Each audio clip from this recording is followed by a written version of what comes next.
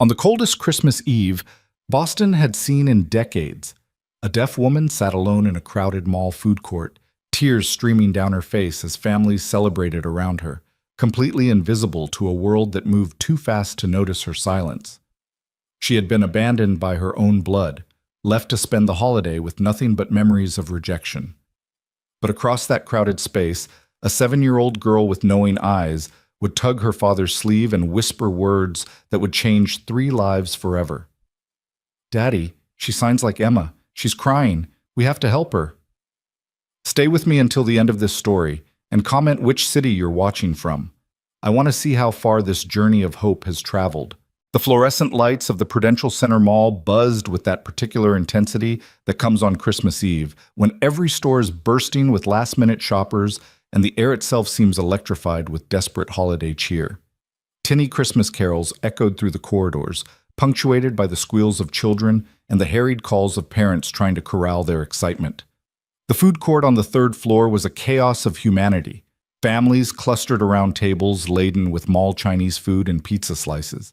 Teenagers lounging with oversized drinks, elderly couples sharing cinnamon rolls and quiet conversation. And in the middle of it all, at a small table near the window overlooking Boylston Street, sat Serena Vale. She was 27 years old, dressed in a deep burgundy sweater that her mother had given her 3 Christmases ago, back when there was still hope, still the pretense of normalcy. Her dark hair fell in careful waves around her shoulders, and she'd even put on makeup that morning, that armor of normalcy that hearing people seemed to expect.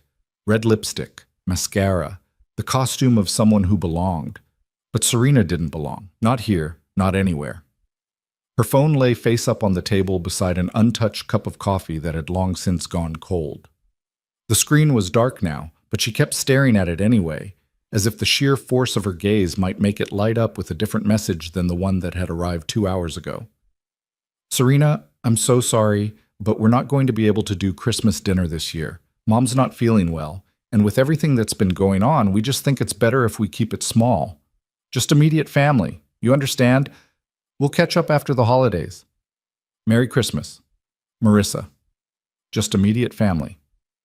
The words had hit her like a physical blow, even though she'd been expecting them, bracing for them, hoping against hope that this year would be different, that 13 years after losing her hearing, her family might finally see her as something other than an embarrassment, a burden, a reminder of everything that had gone wrong. Serena's hands trembled as she wrapped them around the coffee cup, seeking warmth she couldn't feel through the cardboard sleeve. Around her, the food court pulsed with sound she couldn't hear: laughter, arguments, the crash of trays, the endless loop of Jingle Bell Rock. She existed in the center of all that noise like a ghost, invisible and untouchable. She'd been 14 when bacterial meningitis had stolen her hearing over the course of 3 terrible weeks. One day, she'd been a normal teenage girl, arguing with her sister about borrowed clothes and obsessing over whether Jake Morrison from her algebra class knew she existed. The next, she was fighting for her life in a hospital bed, her temperature spiking to 105, her mother's face a mask of terror above her. She'd survived. But the girl she'd been had died in that hospital room. Her parents had tried, in their way. They'd learned basic signs: good morning, how are you, I love you. The kind of vocabulary that looked good on paper but meant nothing in the face of real conversation. Her father, a corporate lawyer who'd built his career on the power of his voice, had gradually stopped talking to her at all. It was easier, she supposed, than dealing with the frustration of communication that required patience and presence. Her mother had cried. A lot. As if Serena's deafness was a death she was meant to mourn publicly, a tragedy that had happened to her rather than to her daughter. And Marissa, beautiful, perfect Marissa, 3 years older and golden in every way Serena wasn't, had simply moved on. She'd graduated college, gotten engaged, built a life that had less and less room for a sister who required accommodation, who made family gatherings complicated, who reminded everyone, just by existing, that bad things could happen to people who didn't deserve them. The text message had been the final confirmation of what Serena had known for years. She was no longer part of the family equation. She was the variable they were trying to eliminate. A tear slid down her cheek, and she brushed it away quickly, glancing around to see if anyone had noticed. But of course no one had.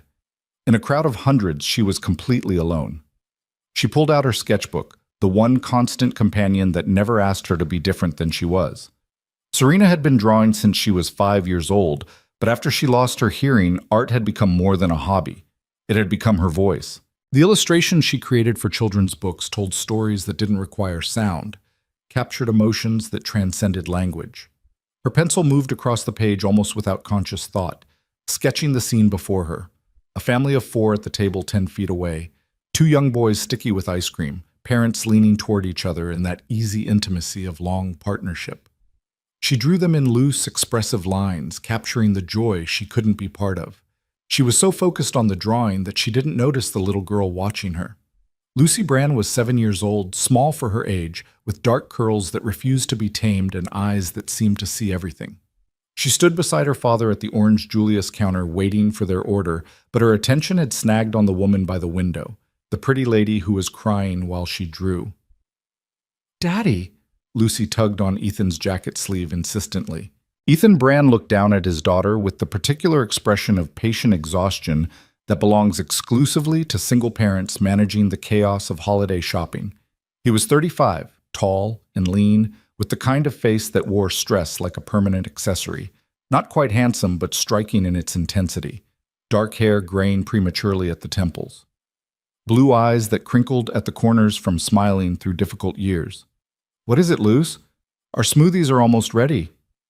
"That lady over there." Lucy pointed, and Ethan instinctively moved her hand down. He'd taught her pointing was rude, but followed her gaze anyway. "She's sad.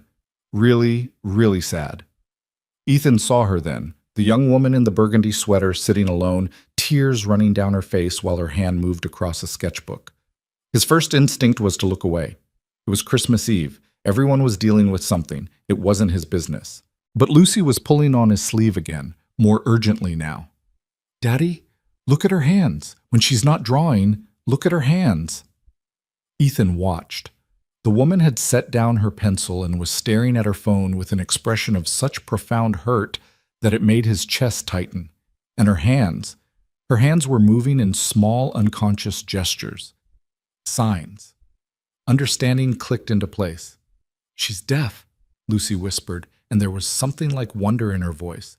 "She signs like Emma at school. Daddy, she's all alone on Christmas Eve, and she's crying." Emma was Lucy's best friend, a profoundly deaf girl in her second-grade class.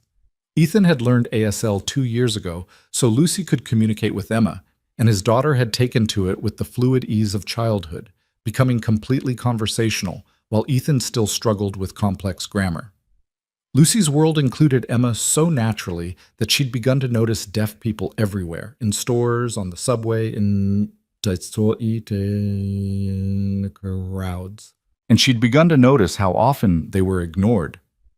"Lucy, honey, we can't just—" "Please, Daddy."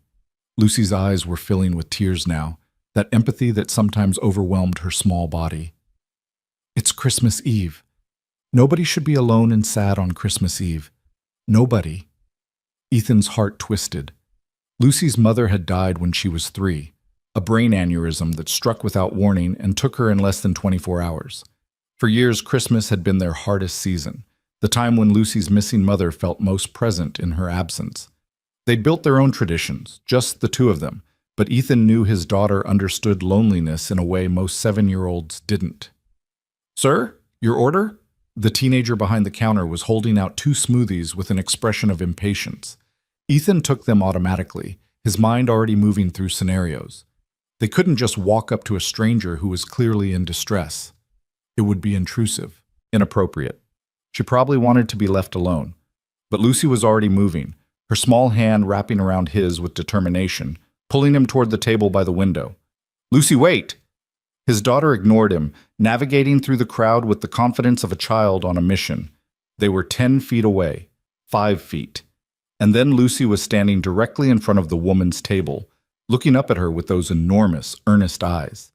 Serena felt the change in light and looked up from her sketchbook, startled to find a little girl standing there, staring at her with an intensity that was almost unsettling. Behind the child stood a tall man holding 2 smoothies and wearing an expression of apology mixed with resignation. Serena's breath caught. This was the part she hated most, the awkward interaction when hearing people noticed her tears and felt obligated to check if she was okay. She'd learned to smile and nod and send them away as quickly as possible to minimize the discomfort for everyone involved. But before she could arrange her face into that practiced expression, the little girl's hands began to move. She was signing. Slowly, with the careful deliberation of someone still learning, but clearly, definitively. "Are you okay?" Serena's heart stopped, then started again. Too fast, too hard. The man behind the little girl, her father, clearly, set down the smoothies and lifted his own hands. His signing was more fluent, more confident, though still carrying that slight stiffness of someone who'd learned ASL as an adult rather than absorbing it from birth. "I'm sorry to bother you. My daughter noticed you seemed upset. We wanted to make sure you're all right." Something in Serena's chest cracked open. It had been months, actual months, since anyone had spoken to her in her own language. Her few deaf friends had scattered after college, building lives in other cities. The online communities she belonged to provided connection, but not this, not the immediate visceral experience of being seen, being spoken to, being treated as a person whose communication was worthy of meeting halfway. Her hands trembled as she lifted them to respond. I'm fine. Thank you for asking."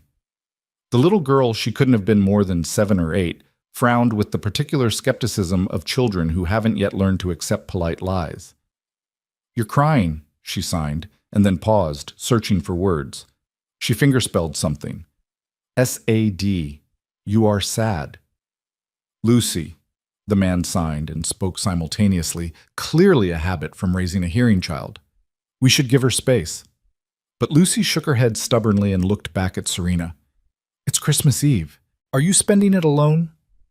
The directness of the question, the absolute lack of judgment in the child's face, demolished the last of Serena's defenses. Fresh tears spilled over, and she nodded, not trusting herself to sign. "That's not right," Lucy signed with increasing passion, her small hands moving emphatically. "Nobody should be alone on Christmas. Daddy, tell her she shouldn't be alone." Ethan's face softened with something that looked like understanding mixed with his own old grief. He pulled out the chair across from Serena, waiting for her nod of permission before sitting down, and his daughter immediately climbed into the seat beside him. "My name is Ethan," he signed carefully. "This is Lucy. We don't mean to intrude, but my daughter has a very strong sense of justice about holidays and loneliness." Despite everything, Serena felt the corner of her mouth twitch upward. She wiped her eyes with the back of her hand, trying to pull herself together. "I'm Serena," she signed back, "and I appreciate your kindness, but really, I'm okay." "You're a liar," Lucy signed cheerfully, with the brutal honesty of childhood. "But that's okay. Sometimes people lie because they're embarrassed or hurt. My daddy says that's called dignity." Ethan's face flushed slightly. "Lucy, that's—" But Serena was laughing now, a sound she couldn't hear but could feel in her chest, shaking loose some of the tightness that had been crushing her all day. "Your daughter is very wise," she signed to Ethan, then turned to Lucy. "You're right. I was lying. I'm not okay, but I will be." "Why are you alone?" Lucy asked, tilting her head with curiosity. "Where is your family?" The question landed like a blow, but Serena forced herself to answer honestly. There was something about this child's directness, this man's gentle presence, that made lying feel impossible. "They canceled our dinner plans. They said it was because my mother wasn't feeling well, but really, they just don't want me there." She'd never said it out loud, or in signs, before. Never let herself acknowledge the truth so baldly. But as soon as her hands formed the words, she knew they were right. Lucy's face crumpled with indignation. "That's mean. Why would they do that?" "Because I'm deaf," Serena signed simply. "And my family doesn't know how to deal with that. It makes them uncomfortable. So it's easier if I just don't exist." Ethan's jaw tightened. He reached across the table, stopping just short of touching her hand, asking permission with his eyes. When Serena nodded, he gently tapped her wrist to get her attention before signing. "I'm sorry. That's not family. That's cruelty." The validation hit her like a wave. She'd spent 13 years making excuses for her family, telling herself she was being too sensitive. that she needed to try harder to accommodate them. But this stranger, this man who'd known her for 5 minutes, had just named it for what it was: cruelty. "Do you have plans?" Lucy signed suddenly. "For tonight? For tomorrow?" Serena shook her head. "No, I thought I did, but no." Lucy looked at her father with an expression of determination that Ethan recognized immediately. It was the same look she got when she'd decided something was wrong and needed to be fixed. Like the time she'd seen a homeless man in the cold and insisted they bring him their extra blankets, or when she'd organized her entire second-grade class to write letters to elderly people in nursing homes. His daughter had inherited her mother's enormous heart, and sometimes it terrified him. "Then you should come with us," Lucy signed decisively. "Lucy," Ethan started, but his daughter talked over him. "We're going to get hot chocolate and go home and decorate our Christmas tree. We haven't done it yet because Daddy works too much, and we've been busy. But we're doing it tonight, and you should come help us. You can't be alone on Christmas Eve. That's a rule." Serena stared at the child, then at her father, completely overwhelmed. "That's very kind, but I couldn't impose." "It's not imposing if we invite you," Lucy signed matter-of-factly. "That's what Daddy always tells people when they say they don't want to be a burden. He says nobody is a burden if they're wanted." Ethan had the grace to look embarrassed at having his own parenting philosophy quoted back at him. But as he looked at Serena, really looked at her, seeing the loneliness and hurt that went so much deeper than one canceled dinner, he found himself nodding. "She's right," he signed. "If you have nowhere else to be, you're welcome to spend the evening with us. No pressure, no expectations, just company. So you don't have to be alone." Serena's throat tightened. She wanted to refuse, wanted to maintain her dignity, her independence, all the careful walls she'd built around herself over the years. Accepting charity from strangers felt like admitting defeat. But God, she was so tired of being alone. "Are you sure?" she signed hesitantly. "You don't even know me." "Neither do the people who abandoned you tonight," Ethan signed back gently. "But they should have known better. We're just offering what anyone deserves on Christmas Eve: kindness." Lucy bounced in her seat, reading Serena's hesitation as potential agreement. "Please say yes. I want to show you my room and my drawings. Daddy says you're an artist. I can tell from your sketchbook. And we have so many ornaments, and it's much better with 3 people because Daddy always puts the star on crooked and won't admit it." "I do not put it on crooked," Ethan signed with mock offense, and Lucy giggled.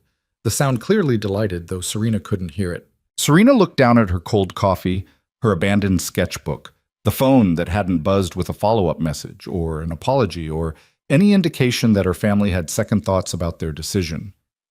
Then she looked up at these 2 strangers, this man with kind eyes and his impossibly empathetic daughter, and felt something shift inside her chest, something that felt dangerously like hope. "Okay," she signed, almost surprising herself with the decision. "Yes, I'll come with you. Thank you." Lucy let out a whoop of joy that made several nearby families turn to stare, and before Serena knew what was happening, the little girl had run around the table and thrown her arms around her in an enthusiastic hug. Serena froze for a moment. Physical affection from her own family had become rare enough that she'd almost forgotten what it felt like. And then slowly, carefully, she hugged the child back. When Lucy pulled away, she was grinning. "This is going to be the best Christmas ever. You'll see." Ethan stood and began gathering the smoothies, and Serena collected her sketchbook and coat with hands that had stopped trembling. As she slid her phone into her purse, she glanced one more time at her sister's message. Just immediate family. She'd spent her whole life trying to earn a place in that category. But maybe family wasn't something you were born into. Maybe it was something you chose. Something that chose you back. As they made their way toward the mall exit, Lucy's small hand slipped into Serena's with complete trust, and Ethan walked on her other side, turning back occasionally to sign something about the weather or ask if she needed anything. For the first time in longer than she could remember, Serena didn't feel invisible. They were halfway to the parking garage when the lights went out. One moment, the mall was a blaze of Christmas lights and fluorescent brilliance. The next, they were plunged into complete darkness. Emergency lights kicked on after a few seconds, casting everything in an eerie red glow. But the sudden change sent a ripple of panic through the crowd. People shouted. Serena couldn't hear them, but could see the movement, the bodies surging in different directions, the chaos of confusion and fear. Store alarms began to wail, completely silent to her, but visible in the flashing lights and the way people covered their ears. And in that moment, Serena's old trauma rose up like a tidal wave. She was 14 again, lying in a hospital bed, unable to hear the doctors or understand what was happening to her body. She was standing at her high school graduation, watching mouths move in speeches she couldn't follow, feeling utterly lost. She was at her grandmother's funeral, unable to hear the eulogy or the prayers, isolated in her grief. In darkness, deaf people lose everything. Sound becomes navigation, warning, communication. In darkness, Serena was completely, terrifyingly alone. Her breathing came faster, too fast. The edges of her vision started to blur. Panic attack. She knew the signs, but knowing didn't help. She couldn't hear announcements about what was happening, couldn't follow the crowd because she didn't know where they were going or why. A hand gripped her arm firmly but gently. She flinched, then looked up. Ethan had positioned himself directly in her line of sight, his face illuminated by the red emergency lights. His expression was calm, grounding. He raised his hands slowly, deliberately, making sure she could see them clearly despite the poor lighting. "I'm here," he signed, each word precise and visible. "You're not alone. I won't leave you. Do you trust me?" Serena's heart was pounding, her chest tight, but she focused on his face, on the steadiness there, the absolute certainty in his eyes, and managed to nod. "Good," he signed. "We're going to walk to the parking garage together. Lucy will hold your right hand. I'll be on your left. We'll go slowly. If you need to stop, squeeze Lucy's hand and we stop, okay?" Another nod. She felt Lucy's small fingers wrap around her right hand, and then Ethan's larger hand closed gently around her left. They formed a chain, the three of them, and began to move through the panicked crowd. Ethan navigated with the confidence of someone who'd learned to be hyper-aware of his surroundings. A single parent's vigilance translated into crisis management. He kept his body slightly in front of Serena's, running interference when people pushed too close. He turned back every few steps to make eye contact, to make sure she was okay. Lucy, impossibly, was signing one-handed as they walked, her small fingers forming words like "almost there" and "you're doing great" and "don't be scared." They reached the parking garage just as Serena's breathing started to even out. Ethan pulled out his keys with one hand, never letting go of her with the other, and led them to an older model Honda Accord parked on level 3. "Wait here 1 second," he signed, then physically moved Serena to lean against the car before unlocking it and starting the engine. Heat began to pour from the vents immediately. Lucy climbed into the back seat, and Ethan opened the passenger door for Serena with old-fashioned courtesy that felt almost foreign after years of people treating her as an afterthought. She slid into the seat, her heart still racing but her breathing steadier now. Through the windshield, she could see other people emerging from the mall, looking confused and irritated, but not truly frightened. For them, it had been an inconvenience. For her, it had been a reminder of how precarious her place in the hearing world really was. Ethan got into the driver's seat and turned to face her before putting the car in gear. In the dim light of the parking garage, his face was serious. "Are you okay?" he signed. "I am now," she answered honestly. "Thank you for not leaving me." "Never," he signed simply, and then pulled out of the parking space. They'd made it to the exit ramp when the car hit a patch of black ice and began to slide. Serena felt the sudden change in momentum, the sickening sideways slip, and her hands flew out to brace against the dashboard. Ethan didn't panic. His face was concentrated, his hands steady on the wheel as he turned into the skid. But the car continued sliding, heading directly for the concrete barrier. They stopped 3 inches from impact, the car's front bumper kissing the wall with barely a tap. For a long moment, nobody moved. Then Ethan put the car in park with shaking hands and looked back at Lucy, who was wide-eyed but unhurt in her booster seat. He checked Serena next, his eyes scanning for any sign of injury. "Everyone okay?" 2 nods. Ethan let out a long breath and signed, "Well, this night keeps getting more interesting."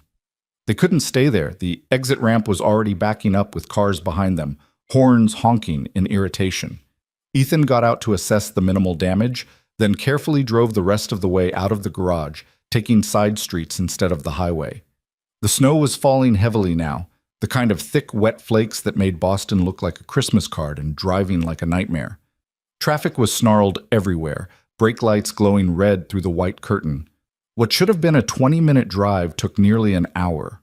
Lucy fell asleep in the back seat halfway through, her curls pressed against the window. Serena sat in the passenger seat, watching the city roll by in muffled silence, feeling the strange surreality of the evening settle over her.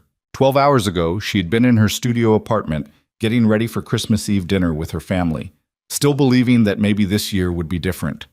Now she was in a stranger's car, having narrowly avoided 2 different disasters, heading to a place she'd never been with people she'd just met. It should have felt terrifying, but all she felt was a strange, fragile sense of safety. Ethan glanced over at her occasionally, and once, when they were stopped at a red light, he raised one hand from the wheel to sign, "Still doing okay?" She nodded and signed back, "Thank you for this. For all of it." He smiled, the first real smile she'd seen from him, and it transformed his tired face into something approaching handsome.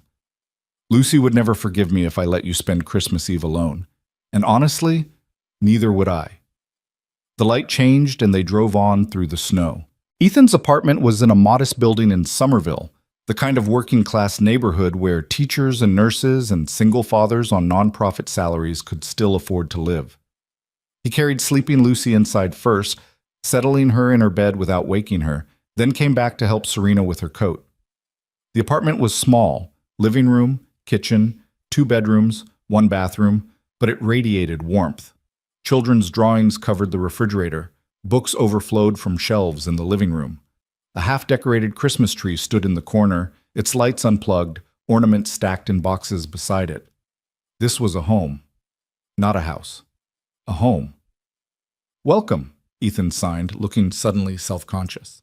"It's not much, but it's warm and dry, which feels like a win after that drive." "It's perfect," Serena signed back, meaning it. Ethan moved into the kitchen, and Serena watched through the pass-through as he filled a kettle and pulled down mugs. When he came back to the living room, he had a notepad and pen along with the hot chocolate. He wrote, "Signing is great, but my hands are cold and clumsy from driving. Mind if we write for a bit?" Serena took the notepad gratefully. "Not at all. Thank you for making this so easy." "You make it easy," he wrote back. "Can I ask you something?" "Personal." "You can say no." "Okay." "The panic attack in the mall. Has that happened before?" Serena hesitated, then wrote honestly, "Yes. When I lost my hearing, I also lost a lot of my sense of safety in the world. Darkness especially triggers it because I lose the ability to lip read or see people signing. I feel untethered, vulnerable." Ethan read her words carefully, then wrote, "That makes complete sense.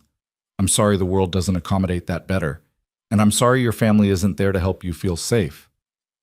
The words were so direct, so kind, that Serena felt tears threatening again. She blinked them back and wrote, "Can I ask you something now?" "Of course." "Why are you doing this?" "Really? You don't know me. You didn't have to invite me here." Ethan was quiet for a long moment, sipping his hot chocolate while he considered his answer. When he finally wrote, his handwriting was careful, deliberate. "Lucy's mother, my wife, died when Lucy was 3. Brain aneurysm. No warning, just gone. For a long time after, people were kind but distant. They didn't know what to say, so they said nothing. They didn't know what to do, so they did nothing. Lucy and I learned what it felt like to be invisible in our grief. Then one day, a woman at Lucy's preschool, another parent I barely knew, saw me sitting in my car crying in the parking lot.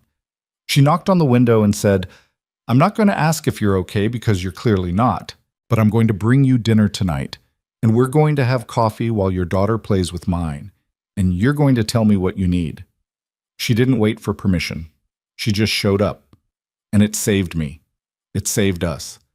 So when Lucy saw you tonight and said you needed help, I don't know.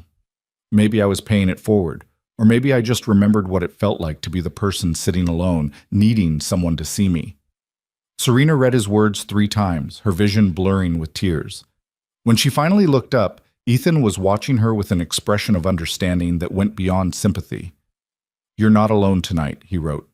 "And you don't have to be grateful or strong or anything except yourself. Okay?" She nodded, unable to form words or signs. They sat in comfortable silence for a while, drinking hot chocolate while snow continued to fall outside. Eventually, Ethan stood and gestured to the Christmas tree with a questioning expression. "Want to help me finish decorating? Or is that too much togetherness?" Serena surprised herself by laughing, actually laughing, feeling it shake her chest and release some of the tightness that had been living there. She stood and joined him by the tree. They worked side by side, hanging ornaments that told the story of Lucy's short life. Baby's first Christmas, handprint decorations from preschool, store-bought globes mixed with homemade salt dough creations. Ethan would hold up each one and sign its story. Lucy made this one when she was 4, painted it all by herself, and Serena would find it the perfect spot on the tree. Somewhere around ornament number 37, a glittery snowman with mismatched button eyes, Serena realized she was smiling. Actually, genuinely smiling, not the fake version she performed for other people. When they finished, Ethan plugged in the lights and stepped back. The tree blazed to life, casting multicolored shadows across the small living room. It listed slightly to the left and had more decorations on the bottom half than the top, Lucy's reach versus adult reach. But it was beautiful in its imperfection. "Perfect," Ethan signed with obvious satisfaction. "Almost," Serena corrected, pointing to the star still sitting in its box. "You forgot the top." Ethan grimaced and signed, "I'm too short." "Usually I stand on a chair and Lucy critiques my placement from the ground." "Let me," Serena signed. She was tall, 5'9" in her bare feet, and when Ethan handed her the star, she reached up easily and settled it on the top branch. "Well?" She signed down at him. "Straight?" He tilted his head, considering, then signed with a teasing smile. "Perfectionist." "It's great." They stood there together, admiring their work, and for just a moment Serena let herself imagine this was her life. That this was her home, her tree, her family. The thought should have scared her. Instead, it felt like coming home. A sound from the hallway made them both turn. Lucy stood in her doorway, bleary-eyed and wrapped in a blanket covered with cartoon cats, signing sleepily. "Is Serena still here?" "I'm here," Serena signed back. Lucy patted across the room and climbed into Serena's lap where she sat on the couch, curling up with the unself-conscious trust of a child who'd never learned to question whether she was wanted. "Good," the little girl signed against Serena's shoulder. "I was scared it was a dream." "Not a dream," Serena signed into her hair. "I'm really here." "Will you stay for Christmas morning too?" Lucy signed, then looked up at Ethan. "Daddy, can she stay?" "Please." Ethan met Serena's eyes over his daughter's head, and something passed between them. Recognition, understanding, the beginning of something neither of them had names for yet. "If she wants to stay," he signed carefully, "she's welcome. For as long as she wants." Lucy turned to look at Serena with those enormous, hopeful eyes. "Please, I already got you a present and everything." "You did?" Serena signed, surprised. "Well, not exactly," Lucy admitted, "but I'll make you something tonight after you fall asleep. Please stay." How could anyone say no to that face, to that pure, uncomplicated desire for connection? "I'll stay," Serena signed, "if you're sure I'm not imposing." "Not imposing?" Ethan and Lucy signed simultaneously, then grinned at each other. The rest of the evening unfolded with the comfortable ease of old friends rather than new acquaintances. They made popcorn and watched Elf with subtitles on, Ethan asking Serena every few minutes if the timing was right, if she could follow the jokes. Lucy taught Serena the signs for various Christmas vocabulary she'd learned at school. Ethan told stories about Christmases past that made Lucy groan with embarrassment and Serena laugh. Around midnight, Lucy finally fell asleep between them on the couch, her head on Serena's shoulder and her feet in Ethan's lap. Ethan carefully extracted himself and scooped his daughter up, carrying her to bed. When he came back, he found Serena standing by the window, looking out at the snow-covered street below. He touched her shoulder gently to get her attention, and when she turned, his face was serious. "I meant what I said earlier," he signed. "You can stay. Not just tonight. If you need a place while you figure things out, Lucy's room has a daybed we never use, or the couch is actually pretty comfortable." "Ethan," Serena started, overwhelmed. "I know it sounds crazy," he continued. "We just met. But Lucy's right. Nobody should be alone on Christmas. And from what you've told me about your family, it sounds like you might need some time to rebuild. So, consider this a safe place to land. No pressure. No expectations." Serena's hands trembled as she signed back. "Why would you do this for me? Why would you take this risk?" Ethan thought for a moment before answering. "Because when my wife died, I learned that family isn't always about blood. It's about who shows up, who sees you, who stays. Lucy sees you. I see you. And if your biological family can't manage to do the same, well, that's their loss." Something in Serena's heart, some last defensive wall, crumbled completely. "Yes," she signed. "Yes, I want to stay. Not forever. Just until I figure out what comes next." "However long that takes," Ethan signed back. They stood there in the Christmas tree lights, two broken people who'd found each other in the chaos of a mall food court, and for the first time in 13 years, Serena felt like maybe, she was exactly where she was supposed to be. Outside, snow continued to fall on Christmas Eve, blanketing the city in white. Inside, Serena Vale discovered something she'd been searching for her entire life. A place where her silence wasn't something to be fixed. Where her difference wasn't a burden. Where she was seen, valued, wanted exactly as she was. As she settled onto the couch with blankets Ethan had brought from the linen closet, her phone buzzed one last time. Another text from Marissa. "Hope you understand. It's really what's best for everyone." Serena read it once, then turned off her phone and tucked it away. Tomorrow, she'd figure out how to respond, or if she even wanted to. Tomorrow, she'd start building whatever came next in her life. But tonight, wrapped in the warm cocoon of a stranger's kindness and a child's uncomplicated love, Serena simply closed her eyes and let herself feel safe. The last thing she saw before sleep claimed her was the Christmas tree lights dancing across the ceiling, painting patterns of hope in red and gold and green. And for the first time in longer than she could remember, she slept without nightmares. Morning came with the kind of brilliant winter sunlight that only follows heavy snow, sharp and clean and almost painfully bright. Serena woke slowly, momentarily disoriented by the unfamiliar ceiling, the soft weight of blankets that weren't hers, the faint smell of coffee drifting from somewhere nearby. Then memory flooded back. The mall, the darkness, the slide on black ice, the Christmas tree glowing in the small living room, Lucy's small hand in hers, Ethan's steady presence guiding her through panic. She sat up carefully, folding the blankets with automatic precision, trying to leave no evidence of her presence beyond what was absolutely necessary. Old habits from years of making herself as unobtrusive as possible, of taking up as little space as she could manage. The apartment was quiet, or at least it appeared to be. Serena could never be entirely sure. She stood and padded toward the kitchen, where Ethan stood at the stove flipping pancakes with the focused concentration of someone who'd learned to cook through trial and error rather than natural talent. He must have sensed movement in his peripheral vision, because he turned and his face broke into a smile that was part relief, part genuine pleasure. "Good morning," he signed with one hand, spatula still held in the other. "Coffee?" "Please," Serena signed back, then hesitated. "I should probably go. You've already done so much, and I don't want to." Ethan set down the spatula deliberately and turned to face her fully, both hands free now.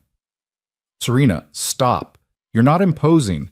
Lucy will be devastated if you leave before she wakes up. Plus, I made way too many pancakes."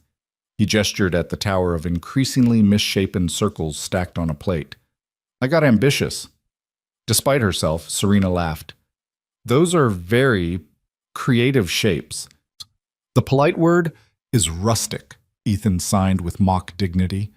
"Lucy calls them Daddy's abstract art pancakes." but they taste fine, I promise. He poured her coffee, black, and she accepted it gratefully, and they stood together in the small kitchen as weak winter sunlight streamed through the window above the sink. Outside, the street was a wonderland of white, cars buried under snow, the whole city hushed and transformed. It's beautiful, Serena signed, looking out. It's going to be a nightmare to shovel, Ethan signed back pragmatically. But yes, beautiful. A small tornado of energy burst into the kitchen. Lucy, still in her cat print pajamas, hair an absolute disaster, eyes bright with Christmas morning excitement. Serena, she signed enthusiastically, then immediately grabbed Serena's hand and started pulling. You stayed, you really stayed. Come see, I made you something. Lucy, let her wake up first, Ethan signed, but he was smiling. No time, Daddy, it's Christmas. Lucy tugged Serena toward the living room, where the tree still glowed softly in the morning light. Beneath it, a small collection of wrapped presents sat alongside something that clearly hadn't been there last night, a lumpy package wrapped in newspaper and tied with yarn. Lucy picked it up reverently and thrust it toward Serena. I made it last night after you fell asleep. I know it's not fancy, but Daddy said the best gifts are the ones that come from your heart, so I made this from my heart. Serena's throat tightened as she carefully unwrapped the newspaper. Inside were a pair of cream-colored gloves, clearly hand-knitted by someone who was still learning, with uneven stitches and one finger slightly longer than the others, but made with such obvious care that they were beautiful in their imperfection. For your hands, Lucy signed solemnly, so they stay warm when you talk, because your hands are your voice, and voices should never be cold. The words hit Serena like a physical blow. In 13 years, no one in her family had ever acknowledged her hands as her voice. They'd treated her signing as an inconvenience, an accommodation they had to make, a reminder of what she'd lost rather than what she'd gained. But this 7-year-old child, who'd known her for less than 12 hours, understood something fundamental that her own parents had never grasped. Her hands weren't a substitution for speech. They were speech. They were her voice, as valid and valuable as any sound that came from a mouth. Tears spilled over before Serena could stop them. She pulled the gloves on carefully. They fit reasonably well despite the uneven knitting, and then reached for Lucy, pulling her into a fierce hug. When she pulled back, her hands were shaking as she signed, "This is the most beautiful gift anyone has ever given me. Thank you." Lucy beamed, then signed with the casual generosity of childhood, "You're welcome. Now you're part of our family, so you get Christmas presents. That's how it works." Lucy, Ethan signed gently, coming into the room with plates of pancakes. "We talked about this. Serena is our guest. She might have other plans, other people to see." But Serena was shaking her head before he finished signing. She looked at Lucy, then at Ethan, and signed with a conviction that surprised her. "I don't. And I would be honored to spend Christmas with you, if the invitation is still open." "It's open forever," Lucy signed emphatically. "Right, Daddy?" Ethan's expression softened into something that looked almost like wonder. "Right," he signed quietly. "Forever." They ate pancakes at the small kitchen table, abstract art and all, and Lucy kept up a running commentary and signs about her favorite ornaments on the tree, her best friend Emma's new puppy, her teacher Ms. Rodriguez, who was learning to sign so the whole class could talk to Emma. Her hands moved with the fluid enthusiasm of childhood, sometimes faster than Serena could fully follow. And when she got stuck on a sign she didn't know, she'd fingerspell it laboriously or grab her father's arm for help. It was chaotic and warm and utterly ordinary, and Serena found herself aching with how much she'd missed this. Not Christmas specifically, but the simple experience of being included, of conversation that flowed naturally, of being able to follow what was happening without constantly asking people to repeat themselves or watching them give up in frustration. After breakfast, Lucy insisted on opening presents, and Serena watched as father and daughter exchanged gifts with the comfortable ritual of a two-person family. Books for Lucy. She was reading at a 4th grade level, Ethan signed proudly. A new winter coat, a set of gel pens she'd been wanting. For Ethan, Lucy had made a mug in art class painted with wonky hearts and the words "Best Dad" in uneven letters. Ethan held it like it was made of gold, signing to his daughter, "Perfect. I'm going to use this every single day." "Even at work?" "Especially at work." They were so easy with each other, so comfortable in their love, that Serena felt like an intruder on something sacred. She started to excuse herself, to give them privacy, but Lucy grabbed her hand. "Wait, you have to open yours too." "I already did," Serena signed, holding up her gloved hands. "These are perfect." "No, no, your other present." Lucy dove under the tree and emerged with a flat package that Serena hadn't noticed before. The wrapping paper was covered in snowflakes, and a tag read simply, "Serena." She looked at Ethan questioningly, and he had the grace to look slightly embarrassed. "I might have grabbed something while you and Lucy were decorating last night," he signed. "I had some Amazon gift cards saved up. It's nothing big." Serena unwrapped it carefully, her heart hammering. Inside was a leather-bound sketchbook, the expensive kind with thick, textured paper that could handle watercolors and ink, and a set of professional-grade colored pencils. "I saw your drawings," Ethan signed when she looked up at him with wide eyes. "At the mall. You're incredibly talented. I don't know. I thought maybe you'd want something nice to work with, something that was just yours." Serena pressed her hand to her mouth, overwhelmed. The sketchbook alone was easily $70. The pencils another $50. This wasn't an afterthought. This was a gift chosen with attention, with the kind of care that came from actually seeing someone. "Ethan, this is too much," she signed shakily. "It's not," he signed back firmly.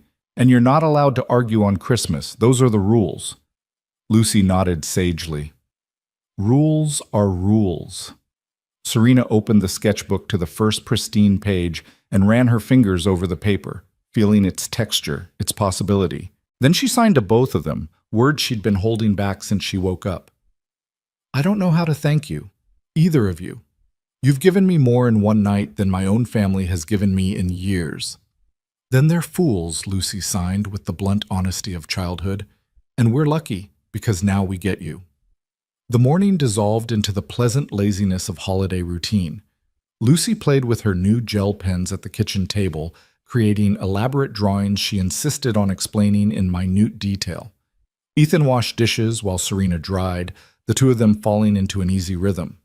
At one point, their hands collided, reaching for the same mug, and they both froze. The contact electric, unexpected. "Sorry," Ethan signed quickly, pulling back. "Don't be," Serena signed, and meant it. Around noon, Ethan's phone began to buzz insistently. He glanced at it, and Serena saw his expression shift from relaxed to tense in an instant. He excused himself, stepping into his bedroom and closing the door. Lucy noticed too. She climbed down from her chair and came to stand beside Serena, signing quietly. "That's probably Grandma and Grandpa. They always call on Christmas." "Your other grandparents?" Serena asked. Lucy shook her head. "Mommy's parents. They live in Florida. They want Daddy to move there so they can help with me, but Daddy says our life is here." She paused, then signed with unusual seriousness for a 7-year-old. "They don't understand why Daddy works so much. They think he should find someone to help, but Daddy says we're doing just fine on our own." Serena felt a pang of recognition, the weight of other people's expectations. The subtle message that you weren't enough, that you needed to be different, that you were failing some invisible standard. "I think you're doing more than fine," she signed to Lucy. "I think you and your daddy are doing beautifully."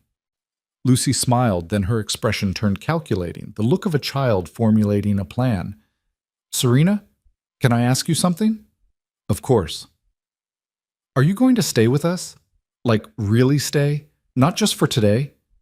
The question hung in the air between them. Serena knew the responsible answer, that she needed to go back to her own apartment, her own life, that she couldn't impose on Ethan's hospitality indefinitely. But when she opened her mouth to sign that responsible answer, different words came out. "Would you like me to stay?" "Yes," Lucy signed emphatically. "So much yes. You make everything better. You make Daddy smile more. And you understand my signs, even the ones I mess up. Plus, Emma would be so excited to meet you at school. A real deaf artist. She wants to be an artist, too." "Lucy," Serena signed carefully, "I think that's something your daddy and I need to talk about. It's a big decision." "But you want to stay," Lucy signed. Not a question, a statement. "I can tell." Before Serena could respond, Ethan emerged from the bedroom, his face carefully neutral in the way that meant he was actively working to hide strong emotion. He signed to Lucy first. "Grandma and Grandpa say Merry Christmas. They sent you a card with money. It's in the mail." "Did they ask about me moving there again?" Lucy signed with the weary wisdom of a child who'd heard the same argument too many times. Ethan hesitated, then nodded. "They worry about you, about us." "But we're okay," Lucy signed firmly. "Aren't we, Daddy? We're okay." "We're okay," Ethan confirmed, but something in his expression remained troubled. The afternoon passed in a comfortable haze. They watched more movies, Home Alone with subtitles, Lucy providing enthusiastic signed commentary throughout. Ethan made grilled cheese sandwiches for lunch, and Lucy insisted on showing Serena every single one of her art projects from school, which were numerous and stored in a massive folder under her bed. But underneath the domestic peace, Serena could feel something building. A tension that had nothing to do with her presence and everything to do with the phone call Ethan had received. She saw it in the way his shoulders never quite relaxed, and how he kept glancing at his phone as if expecting another call. Finally, as evening approached and Lucy was occupied building an elaborate Lego castle in her room, Serena touched Ethan's arm to get his attention. "Do you want to talk about it?" she signed. He looked at her for a long moment, clearly wrestling with something, then gestured to the small balcony off the living room. They stepped outside into the biting cold, their breath visible in the frigid air. "It's my in-laws," he signed, his movements sharp with frustration. "Lucy's grandparents. They've been pushing for months for us to move to Florida. They retired there 5 years ago, and they think Lucy needs—" He paused, searching for words. "They think she needs more stability, more family, a mother figure. But Lucy has you," Serena signed. "I know that," Ethan signed back. "But they lost their daughter. Lucy is all they have left of her. And they look at my life, the long hours at work, the small apartment, me struggling to do everything alone, and they see failure. They see a child who's missing out." "What do you see?" Serena asked. Ethan leaned against the railing, looking out at the snow-covered street below. When he signed again, his movements were slower, more thoughtful. "I see a kid who's happy, who has friends, who's learning 2 languages and getting good grades and knows she's loved. I see us building something together, just the 2 of us. It's not perfect, but it's ours." He paused. "But sometimes I wonder if they're right. If Lucy needs more than I can give her, if I'm being selfish by keeping her here." Serena stepped closer, making sure he could see her hands clearly in the fading light. "Can I tell you what I see?" she signed. "I see a father who learned an entire language so his daughter could communicate with her best friend. I see a man who noticed a stranger crying in a mall and didn't look away. I see someone who drives through snowstorms and navigates blackouts and makes terrible pancakes." Ethan huffed a laugh despite himself. "All because he wants his daughter to know she's valued. That's not failure, Ethan. That's love." He stared at her, and something shifted in his expression, something that made her heart beat faster. "How do you do that?" he signed quietly. "Do what?" "See the good in everything. Even after your own family." He stopped himself. "I'm sorry, that was inappropriate." "No," Serena signed. "You're right. My family gave up on me. But maybe that's why I can see what you're doing more clearly. Because I know what it looks like when someone doesn't try." "And Ethan?" She waited until he met her eyes. "You're trying. Every single day you're trying. Lucy knows that. I can see it in how she looks at you." They stood there in the cold for another moment, the air between them charged with something neither was quite ready to name. Then Ethan signed, "We should go back in, before we freeze." But as they turned toward the door, Serena's phone, which she'd left on the coffee table, lit up with an incoming call. Through the glass door, she could see the name on the screen. Marissa. Her sister was calling. Serena's first instinct was to ignore it, to let it go to voicemail and deal with it later, if at all.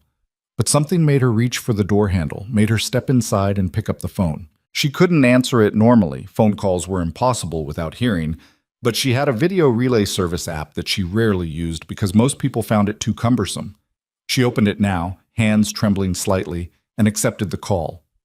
A sign language interpreter appeared on screen first, their professional expression neutral. Then Marissa's face filled the frame, and Serena felt her stomach clench.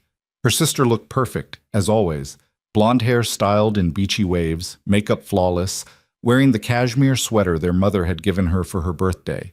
She was in their parents' house. Serena recognized the living room, with its designer furniture and carefully curated Christmas decorations. The interpreter began translating Marissa's words into sign language, and Serena felt Ethan move to stand beside her, close enough that she could feel his solid presence, but not so close that he was intruding. "Serena, finally. I've been trying to reach you."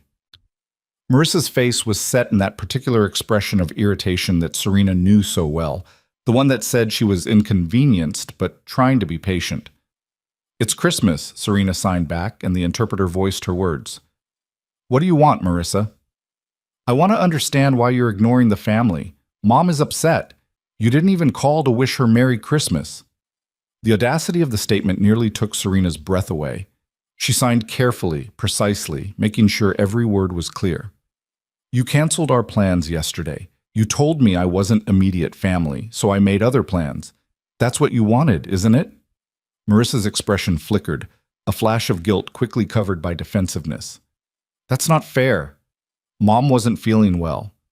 We didn't cancel to hurt you." "Then why did you do it?" Serena signed, and she could feel years of suppressed anger rising in her chest.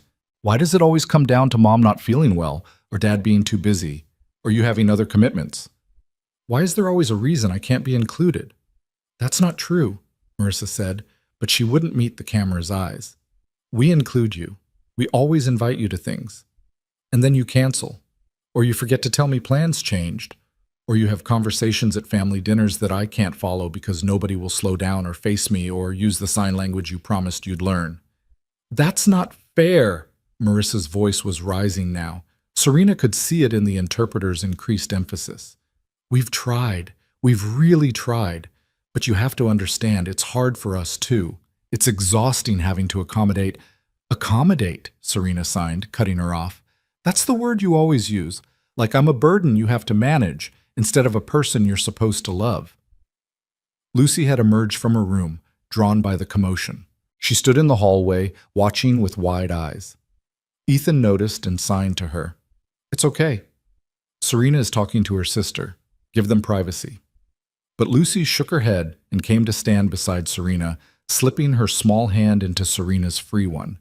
An act of solidarity that was so pure, so uncomplicated, that Serena felt tears threatening. "Who are you with?" Marissa asked, and now her tone was different, sharp, suspicious. "Is someone there?" "I'm with friends," Serena signed. "Friends who invited me to spend Christmas with them. Friends who don't think my existence is something they have to accommodate." "Serena, come on, you're being dramatic. If you would just try a little harder to fit in." "Fit in?" Serena's hands were moving faster now, sharp and angry. "I lost my hearing, Marissa. I didn't lose my worth.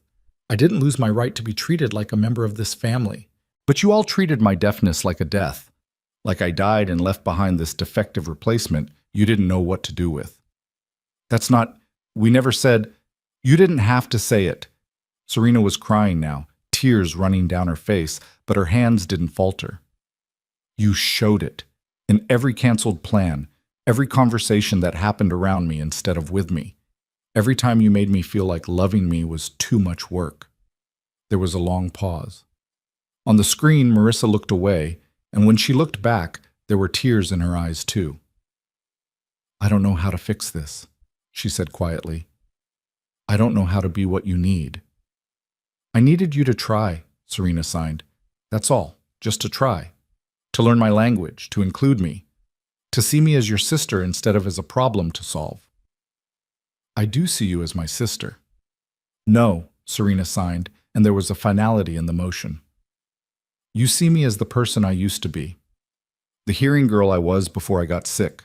And you've spent 13 years mourning her instead of getting to know me." Another silence. Behind Marissa, Serena could see their mother hovering in the doorway, looking uncertain. Their father was nowhere to be seen. Of course he wasn't. "So what do you want from me?" Marissa asked. "What do you want from any of us?" Serena looked at Lucy's small hand in hers, at Ethan standing steadily beside her, present and supportive without trying to speak for her, at this apartment that had become a haven in less than 24 hours. When she signed again, her movements were slow and deliberate. I want you to decide if you want me in your life, really in your life. Not as a charity case or an obligation or someone you tolerate out of family duty. If you want a relationship with me, you need to meet me where I am. Learn to sign, make an effort, treat me like I matter. And if you can't do that, she paused, letting the weight of it settle. Then I need you to let me go, because I'm done begging my own family to love me. Marissa was openly crying now. Serena, please don't do this, not on Christmas. You did this on Christmas, Serena signed back. Yesterday, when you told me I wasn't immediate family. I'm just finally accepting the truth of it. She ended the call before her sister could respond, before she could see whatever expression crossed Marissa's face. The screen went dark, and Serena stood there in the middle of Ethan's living room, shaking with the aftermath of 13 years of suppressed pain finally released. Lucy was the first to move. She wrapped her arms around Serena's waist and held on tight, and Serena felt the small, solid warmth of her and started to cry harder. Not from sadness now, but from the overwhelming relief of being seen, being chosen, being valued exactly as she was. Ethan stepped closer and signed simply, "You were brave." "I was angry," Serena signed back. "Sometimes those are the same thing." They stood there, the three of them, as Christmas evening settled over the city outside. Somewhere in suburban Boston, Serena's family was dealing with the fallout of a conversation they'd avoided for over a decade. But here, in this small apartment, Serena felt something she'd been chasing her entire life. Peace. "I'm sorry you had to see that," she signed to Lucy. But the little girl shook her head fiercely. "I'm not sorry. She was mean to you, and you told her the truth. That's what brave people do." "When did you get so wise?" Serena signed, managing a watery smile. "I'm 7, Lucy signed matter-of-factly. "I know things." Ethan made hot chocolate, apparently his solution to all emotional crises, and they settled on the couch together, Lucy in the middle, the Christmas tree lights casting a soft glow over them all. Eventually, Lucy's eyes began to droop, and Ethan carried her to bed, tucking her in with the practiced efficiency of a parent who'd done this 1,000 times. When he came back to the living room, Serena was standing by the window again, looking out at the dark street below. He approached carefully, making sure she saw him before signing. "How are you feeling?" "Lighter," she signed honestly, "and terrified and free, all at the same time." "That's a lot of emotions." "It's been a lot of a day. A lot of 2 days, actually." She turned to face him fully. "Ethan, I meant what I said earlier, about maybe staying for a while. But after that call, after everything, I don't want you to feel obligated. I don't want to be your charity project." His expression turned fierce. "You're not a charity project. You're—" He paused, searching for words. "You're someone who walked into our lives at exactly the right moment. Lucy hasn't been this happy in months, and I—" He trailed off, looking uncertain. "You what?" Serena signed gently. "I like having you here," he signed finally. "Not because you need rescuing. Not because I feel sorry for you, but because you fit. In our space. In our lives. And I hope, we fit in yours too." Serena felt her heart flutter dangerously. This was moving fast, too fast by any reasonable standard. She'd known this man for barely a day, but sometimes connection happened like that. Sometimes you met someone and recognized them, not as a stranger, but as someone who'd been missing from your life all along. "You do," she signed quietly. "You both do." They stood there in the gentle glow of the Christmas tree, and Ethan reached out slowly, giving her time to pull away. When she didn't, he gently took one of her gloved hands, Lucy's gift, and held it carefully. "Stay," he signed with his free hand, "for as long as you want. We'll figure out the rest as we go." "Okay," Serena signed back. "I'll stay." And as they stood there, hands linked, the weight of the day's emotions settling into something that felt almost like hope, Serena realized something fundamental had shifted. She'd spent 13 years trying to fit into a family that didn't want to make room for her. But maybe family wasn't something you had to earn or beg for. Maybe family was simply this: people who saw you and chose you and made space for you exactly as you were. Outside, snow began to fall again, soft and silent. Inside, Serena stood with her hand in Ethan's, and for the first time since she'd lost her hearing, she didn't feel lost herself. She felt found. The next 3 days unfolded with a rhythm that felt both foreign and achingly familiar to Serena. She woke each morning on Ethan's couch, sunlight streaming through the windows, the smell of coffee already brewing in the kitchen. Lucy would pad out in her pajamas, signing a sleepy "good morning" before climbing onto the couch beside her for what became their ritual morning cuddle. Ethan would emerge shortly after, hair disheveled, making breakfast with varying degrees of success. On the morning of December 27th, Serena woke to find Lucy already awake, sitting cross-legged at the end of the couch with her gel pens and a stack of paper, drawing something with intense concentration. Serena sat up slowly, and Lucy noticed immediately, her face breaking into a grin. "You're awake! Look what I'm making!" She held up a series of drawings, stick figures that were clearly meant to be the three of them. One showed them decorating the Christmas tree. Another showed them eating pancakes. A third showed them all sleeping in different rooms of the apartment, with hearts floating above each figure. "These are beautiful," Serena signed. "Are they for your room?" Lucy shook her head emphatically. "They're for you, so when you move into the other room you have pictures to remember that you belong here." The casual way Lucy said, "when you move into the other room," not if, but when, made Serena's chest tighten. She signed carefully, "Lucy, honey, I'm still just visiting. I have my own apartment, my own life." "But you could have a life here too," Lucy signed with the simple logic of childhood. "You said you'd stay as long as you wanted, and you still want to stay, right?" Before Serena could formulate an answer that was both honest and age-appropriate, Ethan appeared in the doorway, already dressed for the day in jeans and a navy sweater. He must have caught the tail end of their conversation because his expression was apologetic. "Lucy, we talked about this," he signed gently. "Serena is our guest. We can't pressure her." "I'm not pressuring," Lucy protested. "I'm just asking. There's a difference." Ethan looked at Serena with a question in his eyes, an invitation to set boundaries if she needed to. But the truth was, she didn't want boundaries. Not really. The idea of going back to her studio apartment, to the silence and isolation that had defined her life for years, felt increasingly unbearable. "How about this?" Serena signed to Lucy. "I'll stay through the new year. That gives us time to figure out what makes sense.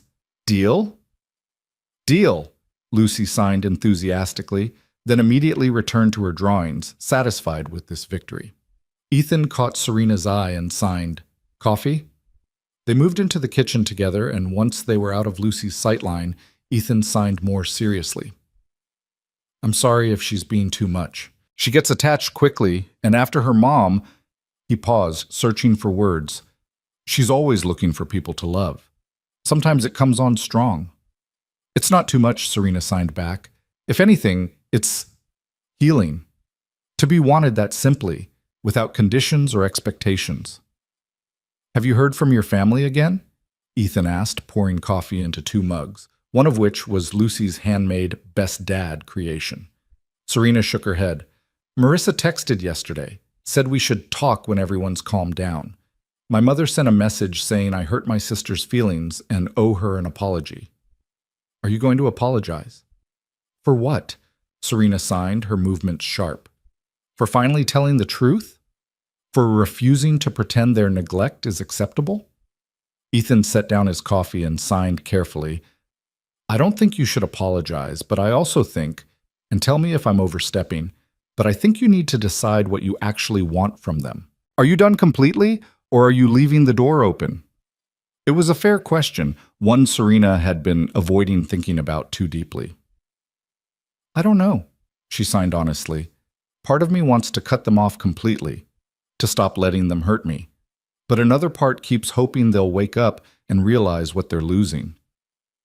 "And if they don't?" Ethan signed gently. "If they never change?" "Then I guess I have to decide if I can accept them as they are. or if I need to walk away for my own sanity. They stood in the kitchen as morning light filtered through the window, and Ethan reached across the counter to tap her wrist. Not a touch of pity, but of solidarity, of understanding. "Whatever you decide," he signed, "you have people here who see your worth, even if they can't." The words settled over Serena like a blanket, warm and comforting and terrifying in their implications. She was falling into this life, into these people, faster than was wise. But wisdom had never kept her warm at night. Wisdom had never made her feel seen. Their moment was interrupted by a loud crash from the living room, followed by Lucy's voice, high and distressed in a way that needed no translation. They both rushed in to find her standing amidst a pile of books that had fallen from the shelf, tears streaming down her face, signing frantically. "I'm sorry, I'm so sorry. I was trying to reach the art book on the top shelf to show Serena and I, pulled too hard, and now everything fell and I broke Mommy's picture frame." Sure enough, amidst the scattered books was a broken picture frame, glass shattered across the floor. The photo inside, protected by the glass, showed a beautiful woman with Lucy's same dark curls, holding an infant and laughing at whoever was behind the camera. Ethan's face went pale. He knelt carefully, avoiding the glass, and picked up the photo with hands that trembled slightly. "It's okay," he signed to Lucy, though his movements were stiff. "Accidents happen. Go to your room while I clean up the glass." "You're not in trouble." But Lucy was crying harder now, signing through her tears. "But it was Mommy. It was the picture from my first birthday. And now it's broken, and I broke it, and I'm sorry." Serena knelt beside Lucy, gently turning the child's face toward her so she could see her signs clearly. "Hey, look at me. The picture is fine, see? The glass broke, but your mommy's picture is perfect. Your dad can get a new frame. Everything's okay."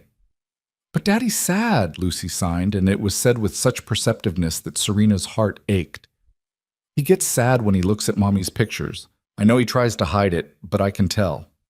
Serena glanced at Ethan, who was carefully picking up pieces of glass with a dustpan, his face carefully neutral in that way that meant he was working very hard to hold something back. "Your dad gets sad because he loved your mom very much," Serena signed to Lucy. "And when someone we love is gone, we feel sad sometimes.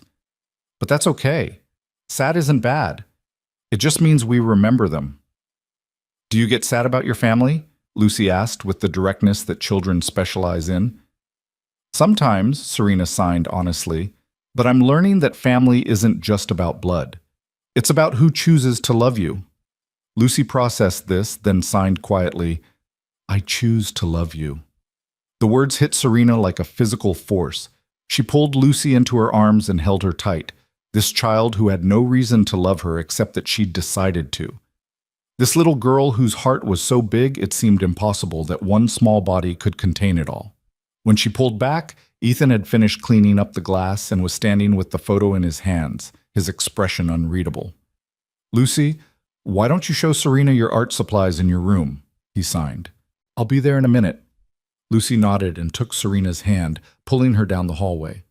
As they walked away, Serena glanced back to see Ethan sinking onto the couch, the photo pressed to his chest, his shoulders shaking with silent grief. In Lucy's room, a cheerful explosion of color with drawings taped to every available surface, the little girl began pulling out bins of crayons, markers, and paints with renewed enthusiasm. But Serena's mind was still on Ethan, alone in the living room with his memories. "Your dad really loved your mom, didn't he?" Serena signed. Lucy nodded seriously. "He says she was the best person he ever knew, that she made everything better just by being in the room. Sometimes at night I hear him talking to her picture, telling her about me, about what I did that day." Serena's throat tightened. She'd been so focused on her own pain, her own family's rejection, that she hadn't fully considered what Ethan was carrying. This man who'd opened his home to a stranger, who made breakfast every morning with tired eyes and steady hands, who'd built an entire life around his daughter's needs while grieving a loss that would never fully heal. "Do you remember your mom?" Serena signed gently. "A little bit," Lucy signed, her small hands moving slowly as she searched for memories. "I remember she smelled like flowers, and she sang to me. I can't hear the songs anymore in my head, but I remember feeling safe when she sang. That's a beautiful memory. Daddy says Mommy would have liked you," Lucy signed suddenly. He didn't say it out loud, but I saw him look at you yesterday and then look at Mommy's picture and smile. That's how I know. Before Serena could process this information, Ethan appeared in the doorway. His eyes were red-rimmed, but his face was composed, and he signed to Lucy. I'm going to run out to the hardware store to get a new frame. Will you be okay here with Serena for an hour? We'll be great, Lucy signed. We're going to do art. Serena, is that okay? Ethan signed, and there was something vulnerable in the question, an acknowledgement that he was asking her to take care of the most precious thing in his life. Of course, Serena signed. Take your time. After Ethan left, Lucy insisted on setting up a full art studio on her bedroom floor. She pulled out construction paper, watercolors, glitter glue, and a variety of other supplies that made Serena's artist heart sing. They spent the next hour creating, Lucy painting enthusiastic abstract shapes while Serena sketched, falling into that meditative state where her hands moved without conscious thought. She was working on a drawing of Lucy, capturing the intense concentration on the child's face as she painted, when Lucy suddenly stopped and turned to her. Serena, can I ask you something? Always.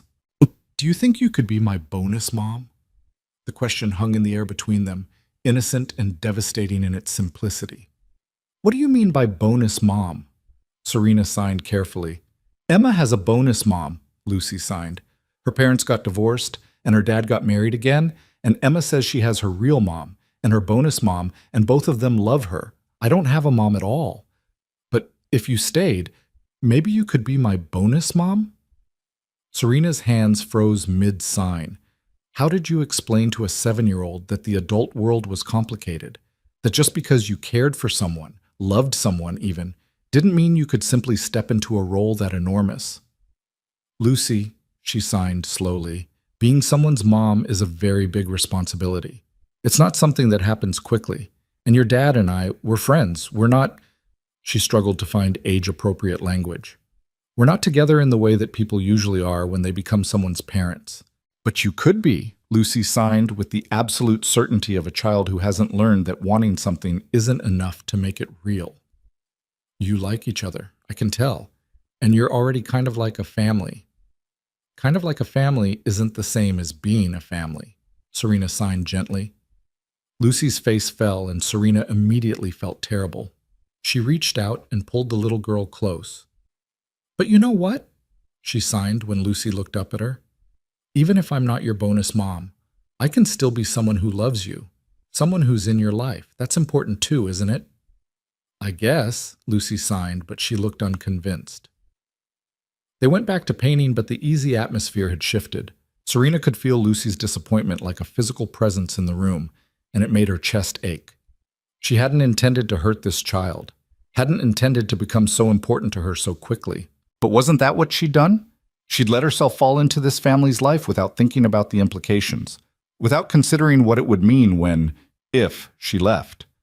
When Ethan returned an hour later with a new frame, he found them in the kitchen making grilled cheese sandwiches, or rather, Serena making them while Lucy set the table with elaborate care, arranging napkins in precise patterns.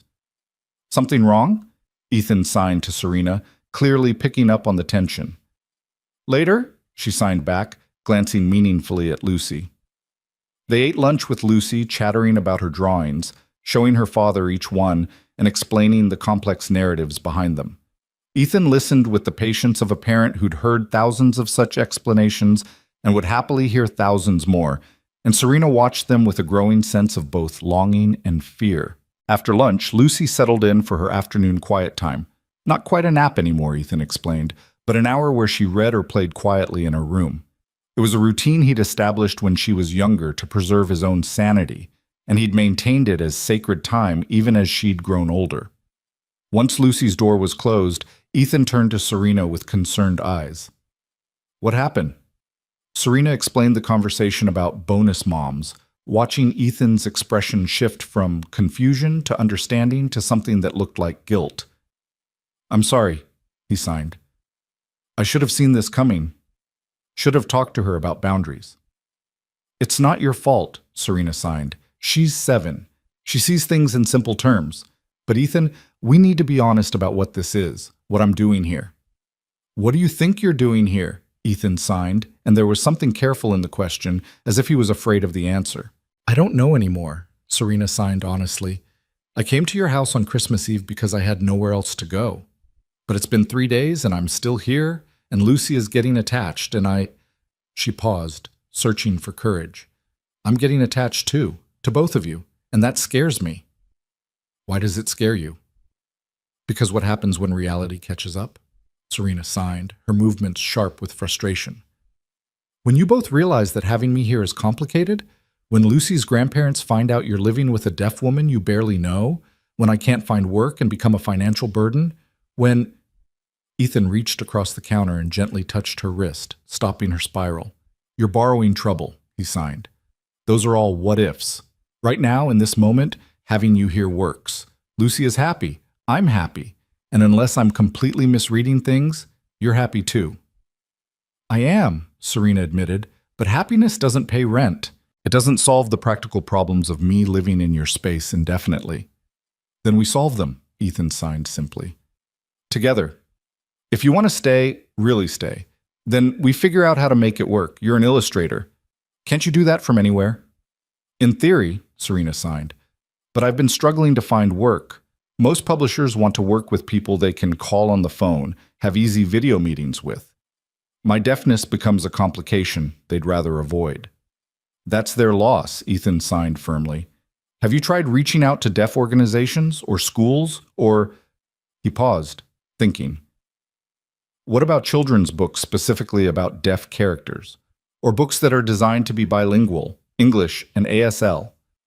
Serena stared at him.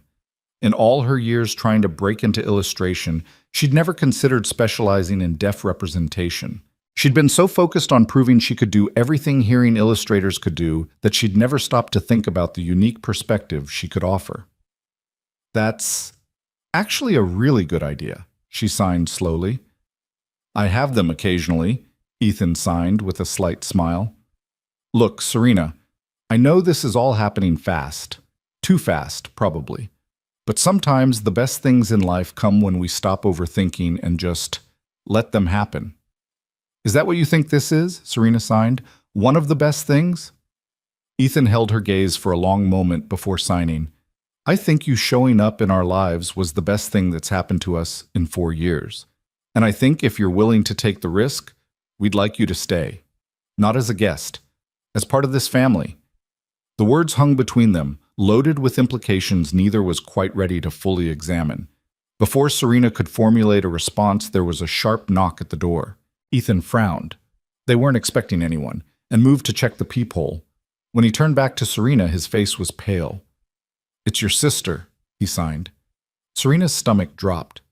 What? A blonde woman. She looks like you.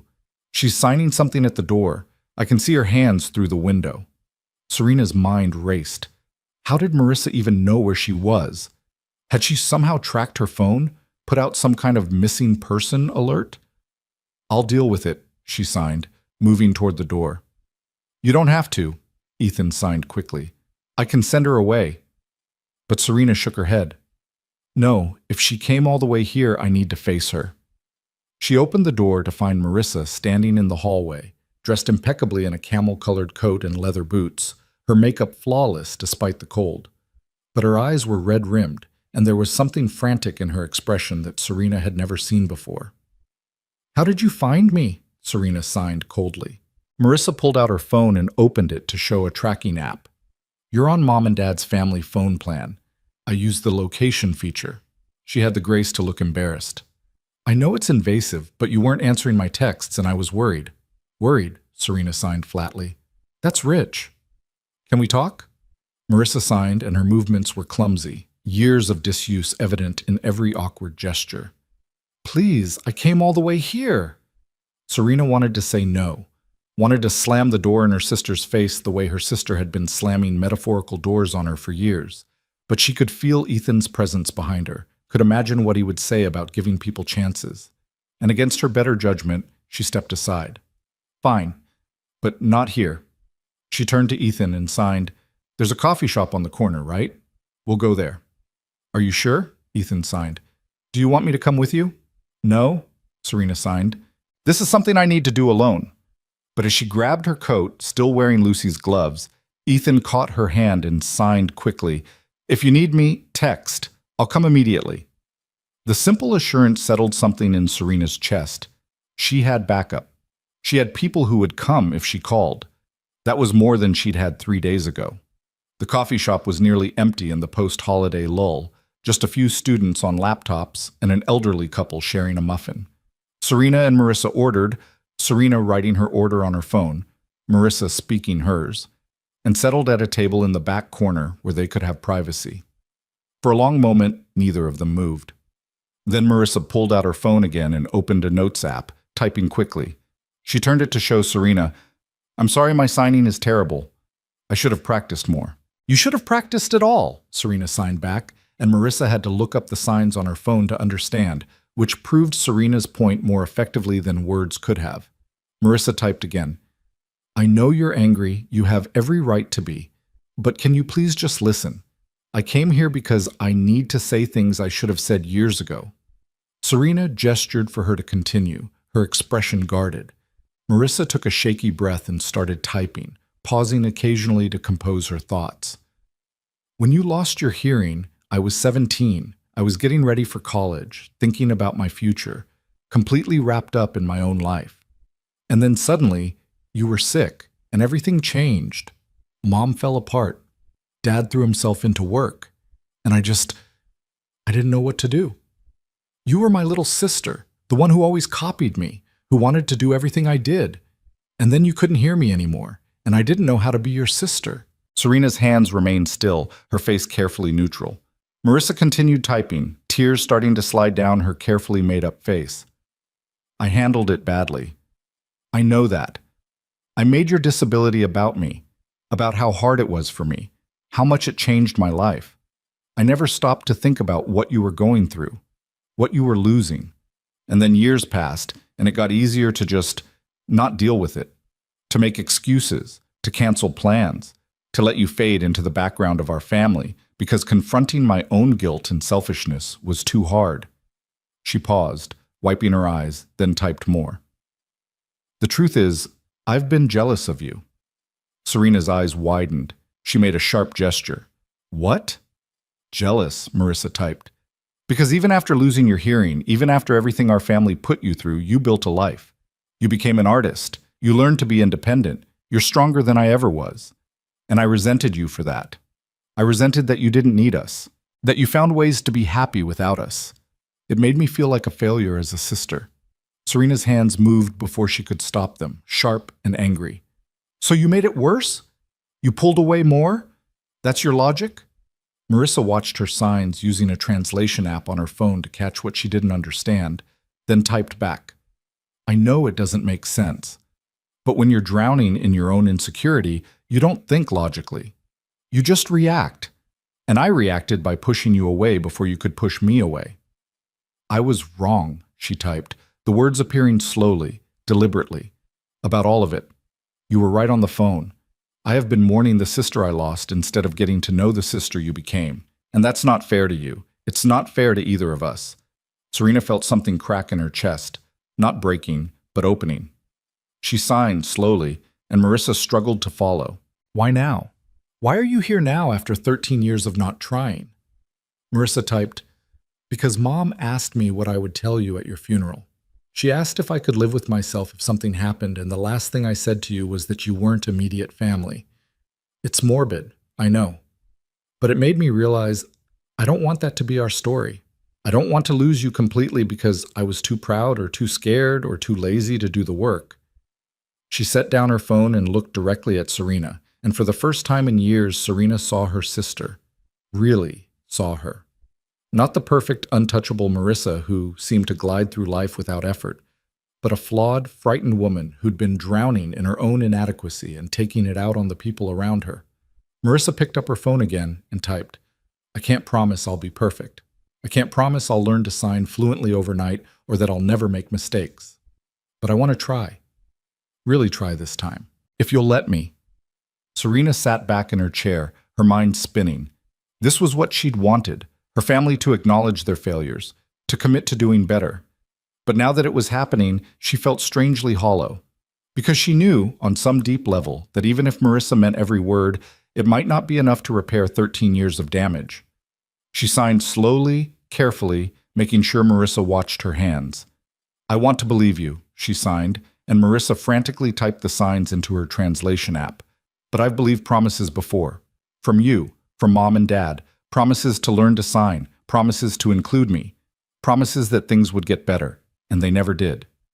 Marissa's face crumpled. She typed, "I know, and I understand if you can't trust me. But please, can we at least try? Can I at least start learning? Even if you never forgive me, I want to do better."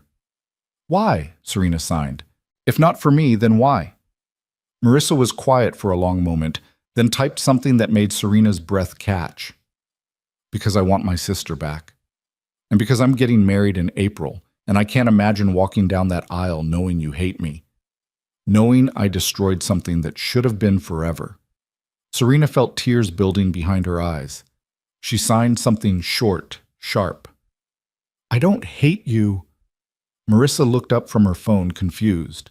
Serena grabbed a napkin and wrote it out. "I don't hate you. I'm angry. I'm hurt. But I don't hate you."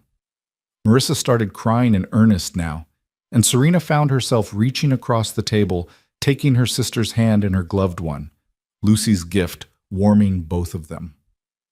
They sat like that for a long moment, two sisters who'd lost each other and were tentatively, fearfully trying to find their way back. Finally, Serena pulled out her own phone and typed, "If you want to try, here's what I need. I need you to commit to learning ASL. Real commitment, classes, practice, effort. I need you to include me in family events and actually make sure I can participate. And I need you to stop treating my deafness like something to be overcome and start treating it as just part of who I am." Marissa read it and nodded emphatically, typing back, "Yes, all of that. I'll sign up for classes this week. I'll talk to Mom and Dad about doing family ASL lessons, whatever it takes." And Serena added, typing more, "I need you to understand that I'm building a new life, new family, people who see me and value me. If you want to be part of my life, you have to accept that these people are important to me now." Marissa looked confused. She typed, "The man who answered the door? And the little girl I saw in the window?" Serena nodded. Are you dating him?" Serena paused, then typed honestly, "I don't know what we are, but they took me in when I had nowhere to go. They've shown me more love in 3 days than our family has shown me in 13 years. So yes, they're important to me." Marissa processed this, then typed slowly, "Then I want to meet them, properly. I want to apologize for tracking you down. I want them to know that I'm trying to be better." "Not today," Serena signed firmly, and Marissa understood the gesture, if not the exact meaning. Serena typed, "Not today. This is too raw, but maybe after the new year, after I've had time to process all of this." "That's fair," Marissa typed. Then, after a pause, "Can I hug you?" Serena hesitated, then nodded. They stood awkwardly, and Marissa wrapped her arms around her younger sister with a desperation that spoke of years of missed embraces. Serena let herself sink into it for just a moment. Let herself remember what it felt like to be held by someone who'd known her before deafness, before loss, before all the walls had gone up. When they pulled apart, Marissa signed something slow and clumsy but recognizable. "I love you." It wasn't perfect. It wasn't enough to fix everything. But it was a start. They parted at the coffee shop door, Marissa heading back to her car, Serena walking the block back to Ethan's apartment building. As she climbed the stairs to the 3rd floor, Serena felt the weight of the conversation settling over her like snow, cold and heavy, but also somehow cleansing. She let herself into the apartment to find Ethan and Lucy on the couch, reading together. Lucy looked up immediately and signed, "You're back. Are you okay? Was your sister mean?" "She was complicated," Serena signed back. "But I think maybe we're going to try to fix things." "Good," Lucy signed with satisfaction, "because families should fix things when they break. That's what glue is for." Ethan smiled at his daughter's logic, then signed to Serena. "Do you want to talk about it?" Serena shook her head. "Not yet. Right now I just want to be here, with you both. Is that okay?" It's perfect, Ethan signed. She settled onto the couch beside them, and Lucy immediately curled up against her side. As Ethan continued reading, signing the story so both Serena and Lucy could follow, Serena felt something shift inside her chest, something that felt almost like peace. Her family might be trying to change, might be taking tentative steps toward rebuilding what had been broken.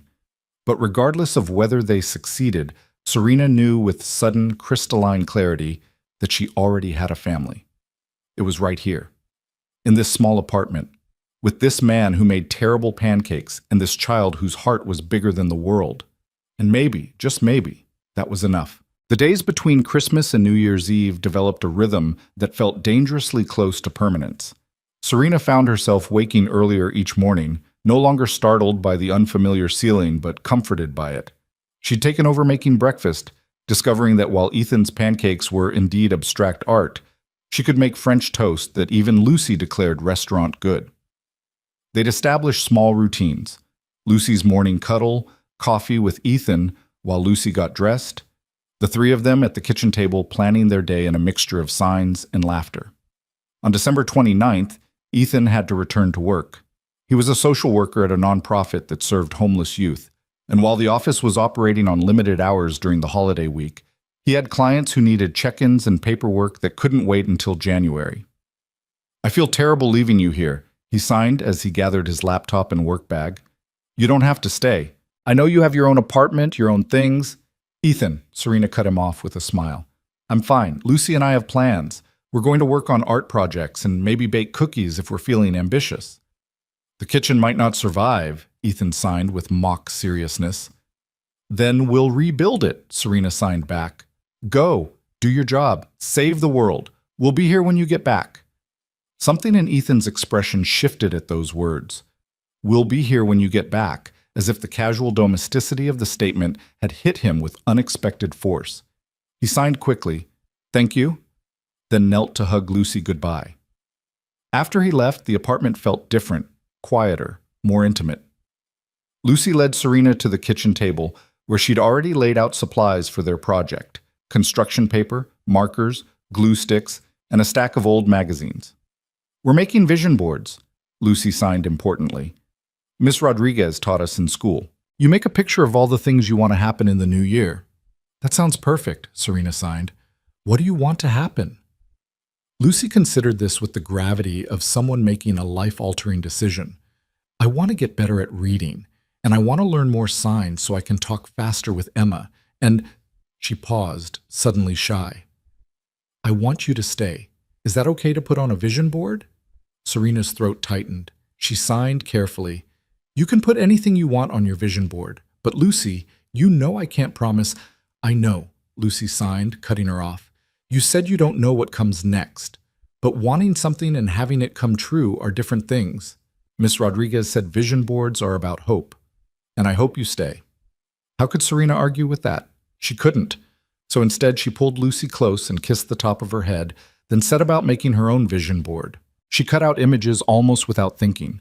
A woman working at a desk with a smile on her face. A family laughing together. Hands signing against a sunset. The words brave, worthy, and home in various fonts and colors. As she arranged them on her board, she realized she was creating a map of the life she wanted. Not the life she'd been told she should want, but the one that had been slowly taking shape in her heart over the past week. Lucy worked beside her with fierce concentration, and when she finished, she held up her board proudly.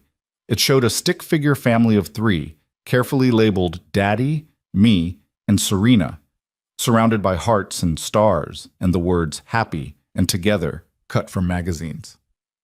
"What do you think?" Lucy signed. "I think it's beautiful," Serena signed honestly, "and I think you have a very good heart." They spent the rest of the morning baking cookies, or attempting to. The first batch burned because neither of them had set a timer and they'd gotten distracted drawing. The second batch was underdone because they'd overcompensated. But the third batch came out perfectly golden and delicious, and they ate several warm from the oven while sprawled on the couch watching a nature documentary with subtitles. Around 2 in the afternoon, Lucy's eyes started to droop. She fought it valiantly, but eventually Serena signed, "Why don't you take a nap? I'll wake you up when your dad gets home." I don't take naps anymore, Lucy signed with wounded dignity. I'm 7. Then call it quiet time, Serena signed with a smile. Even grown-ups need quiet time. Lucy considered this logic, then nodded and padded off to her room. Within 10 minutes, Serena could see through the cracked door that she'd fallen asleep, curled around a stuffed elephant that looked well-loved and frequently hugged. Alone in the quiet apartment, Serena pulled out the sketchbook Ethan had given her for Christmas. She'd been avoiding using it, as if putting pencil to those perfect pages would somehow make everything real, would force her to acknowledge how much this place, these people, had come to mean to her. But now, with weak afternoon sunlight streaming through the windows and the comfortable silence of the apartment surrounding her, she opened to the first page and began to draw.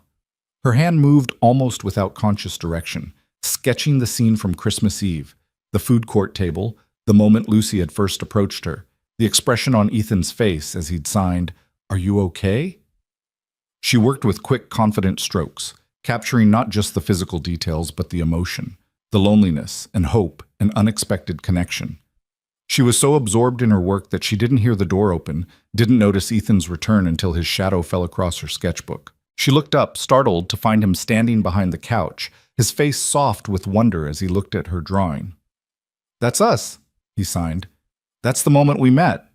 Serena nodded, suddenly self-conscious. "I hope you don't mind. I wanted to capture it, to remember." "Why would I mind?" Ethan signed, moving around to sit beside her. "It's beautiful. You're incredibly talented." He leaned closer to study the details, and Serena was acutely aware of his proximity, the warmth of his body, the subtle scent of his soap, the way his eyes traced over her work with genuine appreciation rather than polite interest. "Have you thought more about what I said?" he signed. "About reaching out to publishers who focus on deaf representation?" "I looked into it this morning," Serena signed. "While Lucy was watching her show, there are actually several small presses that specialize in diverse children's books. I sent query letters to 3 of them, along with my portfolio." "That's amazing," Ethan signed enthusiastically. "When did you find time to do all that?" "Lucy's show was very engaging," Serena signed with a smile. "She didn't need my supervision." Ethan laughed. She could see it in the movement of his shoulders, the way his face opened up, and signed, "You're good for us. For both of us. Do you know that?" The statement hung between them, loaded with meaning. Serena set down her sketchbook carefully and signed, "Ethan, we need to talk about what happens after New Year's." His expression shifted, becoming guarded. "Okay." "I can't keep sleeping on your couch indefinitely," Serena signed. "It's not fair to you or to Lucy, but I also don't want to—" She paused, searching for the right words. "I don't want to leave." "Then don't," Ethan signed simply. "It's not that simple," Serena signed back, frustrated. "There are practical considerations. Money, space, the fact that we barely know each other." "I know you make French toast better than anyone I've ever met," Ethan signed. "I know you're patient with Lucy in a way that most adults aren't. I know you're brave enough to tell your family the truth, even when it hurts. I know you see the world in a way that makes me want to see it better too." Serena's hands trembled as she signed. "That's not knowing someone. That's knowing the things that matter," Ethan interrupted. "Look, I'm not saying we have everything figured out, but I am saying that I don't want you to leave because of logistics we can solve. If you want to stay, we'll figure out how to make it work." "And if it doesn't work?" Serena challenged. "If we try this and it falls apart, Lucy will be devastated." "Lucy will be devastated if you leave now," Ethan signed bluntly. "At least if we try, there's a chance it works out." Before Serena could respond, there was a sharp knock at the door, urgent, insistent. Ethan frowned and moved to answer it, and Serena's stomach dropped as she saw his posture stiffen. Through the doorway, she could see an older couple, late 60s, well-dressed, the woman's face pinched with concern and the man's jaw set with determination. Ethan was signing and speaking simultaneously, his movements sharp with tension. Lucy's grandparents. It had to be. Serena stood and moved closer, catching the tail end of Ethan's signs. "Not a good time. You should have called first." The woman, clearly Lucy's grandmother, was speaking rapidly, her hands gesturing but not signing.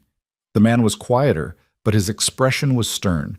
And then the grandmother's eyes landed on Serena, and her face transformed into something cold and assessing. Ethan noticed and immediately stepped between them, signing firmly as he spoke. "This is Serena. She's staying with us. And before you say anything, she's a friend. A good friend." The grandmother said something that made Ethan's face flush with anger. He responded sharply, his voice raised enough that Serena could see the tension in his throat. Whatever he said made the grandfather step forward, placing a hand on his wife's arm in a gesture that was clearly meant to be calming. Ethan turned to Serena and signed, "I'm sorry. This is Helen and Robert, Lucy's maternal grandparents. They just—" He paused, clearly struggling for diplomatic words. They dropped by unexpectedly.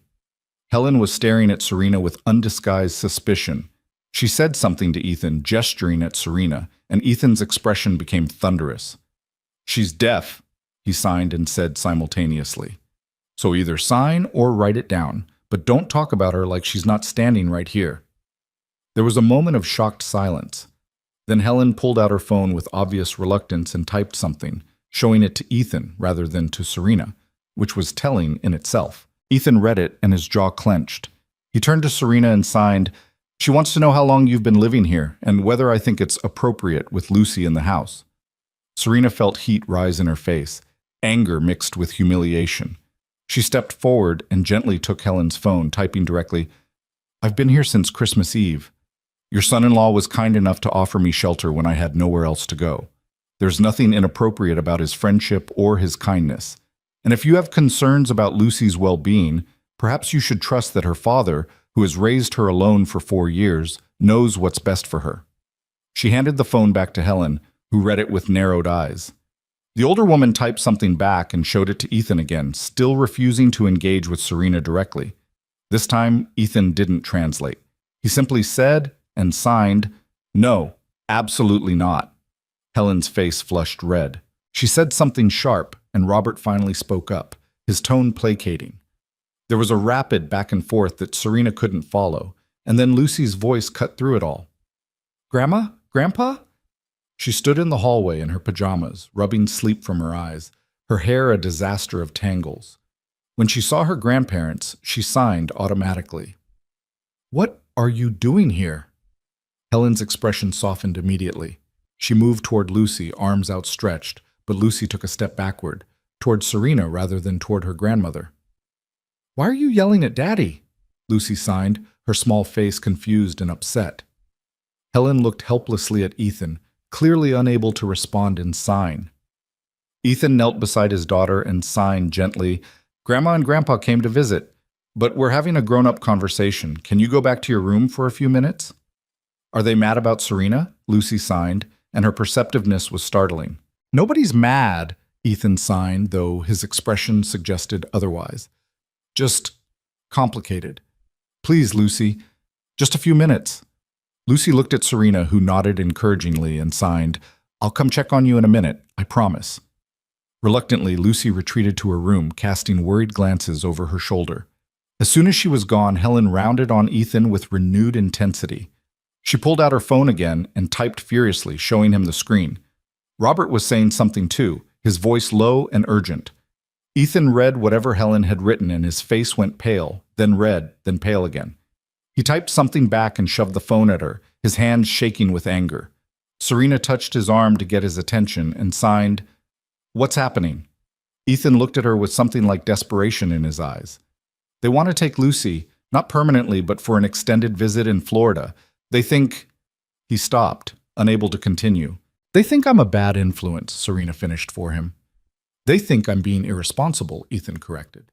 "That I'm prioritizing my own needs over Lucy's. That having a woman I barely know living here is inappropriate and concerning." Serena felt something cold settle in her stomach. This was exactly what she'd feared, that her presence would cause problems, that she would become a weapon someone could use against Ethan. She stepped forward and took Helen's phone, typing carefully. "I understand your concern. You love Lucy and want what's best for her. But I want you to know that in the week I've been here, I've seen nothing but devotion from Ethan. He puts Lucy first in every decision. He's teaching her to be kind, to be brave, to stand up for people who need help. He's raising an extraordinary little girl. My presence here is temporary while I figure out my next steps. But even if it were permanent, I promise you, Lucy is safe, loved, and thriving. And if you can't see that, then perhaps the problem isn't Ethan's parenting. Perhaps it's that you're looking for problems instead of seeing the beautiful family he's built. She handed the phone back to Helen, whose expression had shifted from anger to something more complicated. Hurt, maybe? Or guilt. Robert read over his wife's shoulder, then took the phone and typed something. He showed it to Serena directly this time. Our daughter died in this apartment. Lucy was sleeping in the next room when Helen came in the morning and found her.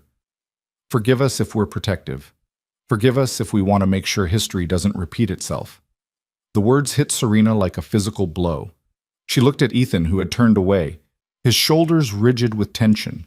She'd known his wife had died suddenly, but she hadn't known the details. Hadn't known that this apartment, this space that had felt so safe and warm, was also the place where Lucy had lost her mother. Serena typed slowly. I'm so sorry for your loss. I can't imagine that pain. But hiding Lucy away in Florida won't protect her from loss. It will only teach her that love is something to be afraid of. Ethan is showing her how to be brave in the face of grief. That's not irresponsible. That's the greatest gift a parent can give. Helen read it, and her eyes filled with tears. She said something to Robert, and for the first time since arriving, her voice sounded broken rather than angry. Robert wrapped his arm around her, and they stood there in the doorway, this couple who'd lost their only child and were terrified of losing their granddaughter, too. Ethan finally turned back around, his face composed but his eyes red-rimmed. He signed as he spoke, making sure Serena could follow. Helen, Robert, I know you're worried. I know you think Lucy needs more stability, more family, more than one exhausted dad trying to do everything. But she's happy here. She has friends. She has school.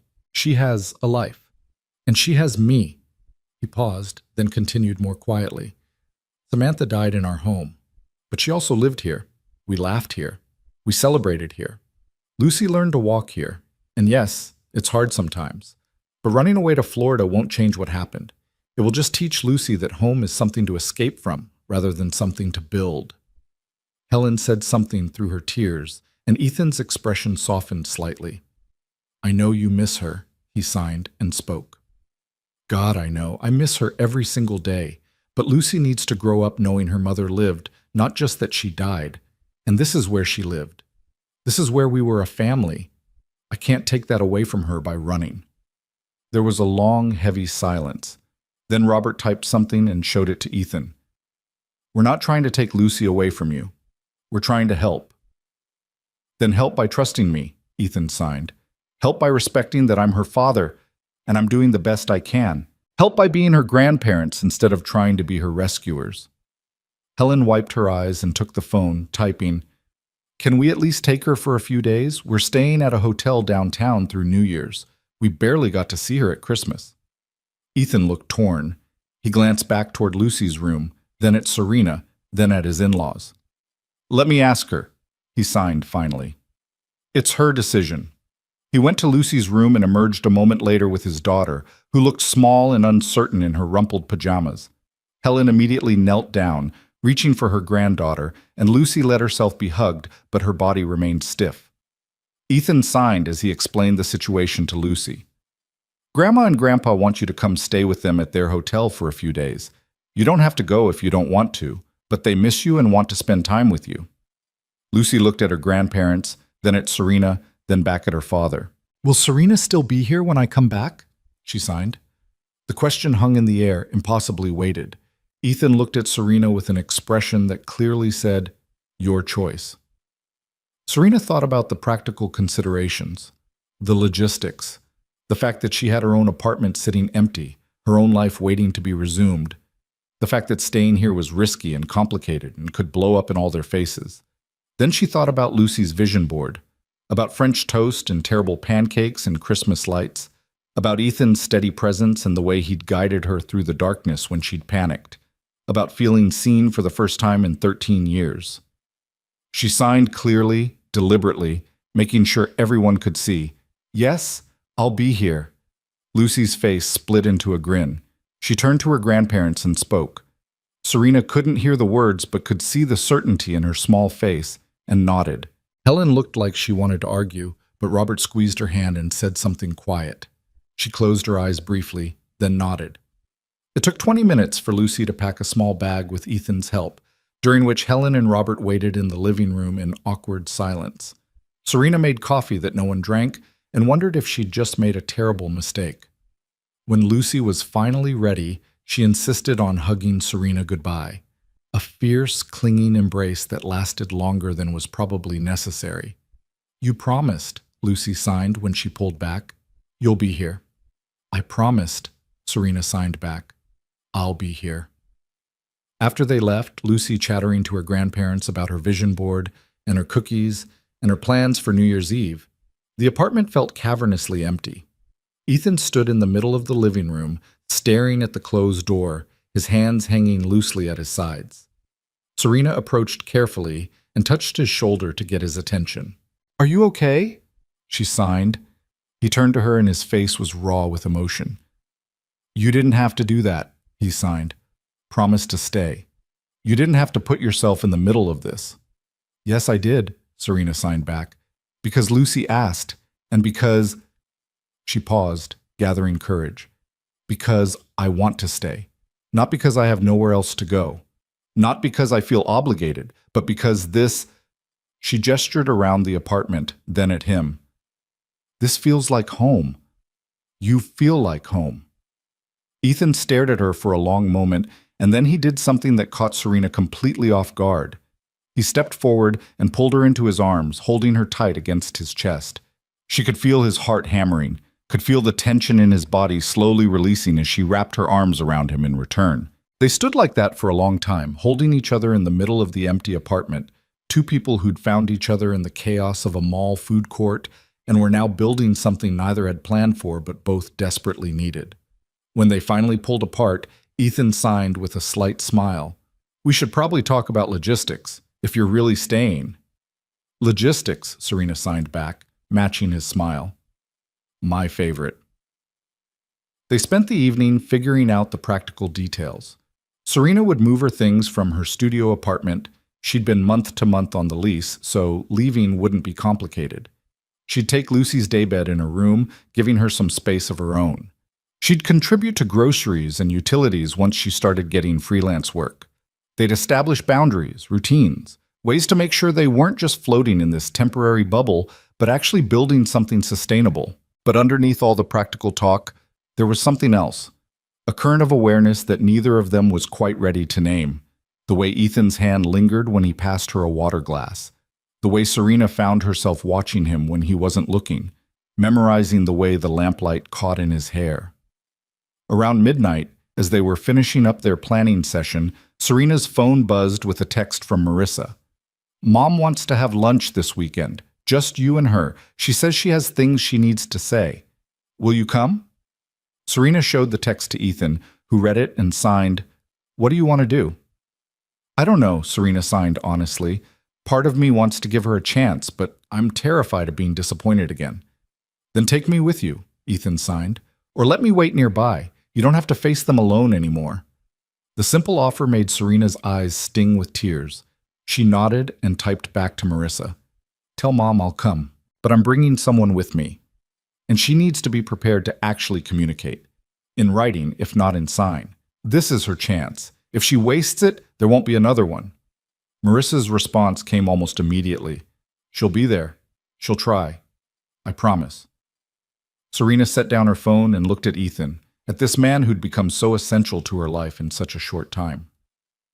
"Thank you," she signed, "for everything. For seeing me. For giving me a place to land. For not giving up on me even when I tried to run. Thank you for staying," Ethan signed back. "For choosing us.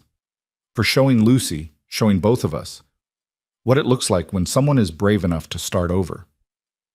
They went to their separate sleeping spaces that night.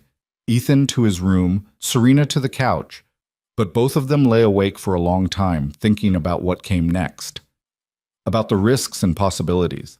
About the family they were building from the broken pieces of their old lives. Outside, the city hummed with its usual chaos, but inside that small third-floor apartment, Something new was taking root. Something fragile but strong. Something that looked a lot like hope.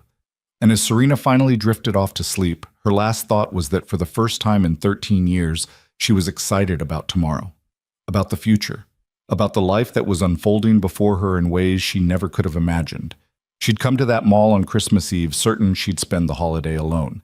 And now, barely a week later, she was part of a family, imperfect, complicated, but unmistakably real. Sometimes, she thought drowsily, the best gifts come in the most unexpected packages. The morning of December 31st dawned cold and bright, the kind of crystalline winter day where everything seemed sharper, more vivid. Serena woke on the couch for what she'd promised herself would be the last time. Tomorrow, she'd start moving her things from her studio apartment, would officially make this space her home. The thought both thrilled and terrified her. Ethan was already up, dressed in dark jeans and a charcoal sweater that made his eyes look impossibly blue. He was standing at the window with his coffee, staring out at the snow-covered street below, and something about his posture suggested he'd been there for a while. Serena patted over and touched his elbow gently. When he turned, his expression was complicated, nervous energy mixed with something that looked like anticipation. "Couldn't sleep?" she signed. "Too much thinking," he signed back. "About today. About Lucy coming home tonight. About your lunch with your mother." He paused. "About us." "What about us?" Serena signed, her heart suddenly hammering. Ethan set down his coffee and turned to face her fully. His hands moved slowly, deliberately, as if he was choosing each sign with care.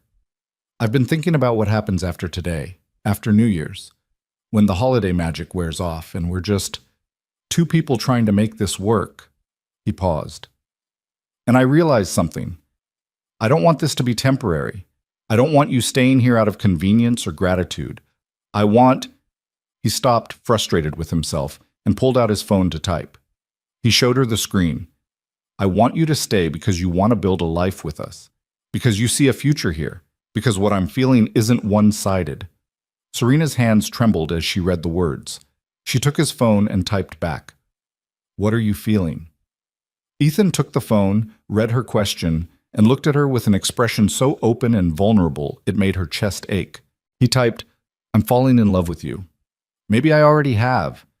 I know it's too fast, I know it's complicated, but watching you with Lucy, seeing how you fit into our lives, how you've made everything better just by being here, I can't pretend it's just friendship anymore." The words blurred as tears filled Serena's eyes. She took the phone with shaking hands and typed, "I'm scared. I'm so scared of this. Because I'm falling too and I don't know how to do this. I don't know how to trust that it's real, that it won't disappear like everything else in my life has disappeared." "Then we'll figure it out together," Ethan typed back immediately. "We'll go slow. We'll be careful. But Serena, I need you to know that what I feel for you isn't going away. And if you feel even a fraction of the same thing, I want to try. Really try." Serena set down the phone and lifted her hands to sign, needing the physical expression of her emotions. "I feel more than a fraction," she signed, tears spilling over. "I feel everything. You've shown me what it's like to be seen, to be valued, to be loved without conditions. And it terrifies me because I don't know if I deserve it." Ethan reached out and gently caught her hands in his, stilling them. He signed with one hand, awkward but determined. "You deserve everything." Then he did something that made Serena's breath catch. He lifted her gloved hands, Lucy's gift, still worn every day, and pressed them to his chest, over his heart. She could feel it beating beneath her palms, strong and steady and real. They stood like that for a long moment, the morning light streaming through the windows, the city waking up around them. And then Ethan signed with his free hand. "Can I kiss you?" Serena nodded, unable to form words or signs, and Ethan leaned forward slowly, giving her time to pull away. When she didn't, his lips met hers in a kiss that was gentle and tentative and perfect. She felt it all the way to her toes. The warmth, the certainty, the rightness of it. When they pulled apart, both of them were smiling like teenagers, and Ethan signed, "I've wanted to do that since Christmas Eve." "That was only a week ago," Serena signed back, teasing. "Longest week of my life," Ethan signed with mock seriousness. They stood close together, foreheads touching, until Serena's phone alarm went off, a reminder that she had to meet her mother for lunch in 2 hours. The real world intruding on their moment. Serena pulled back and signed, "I should get ready."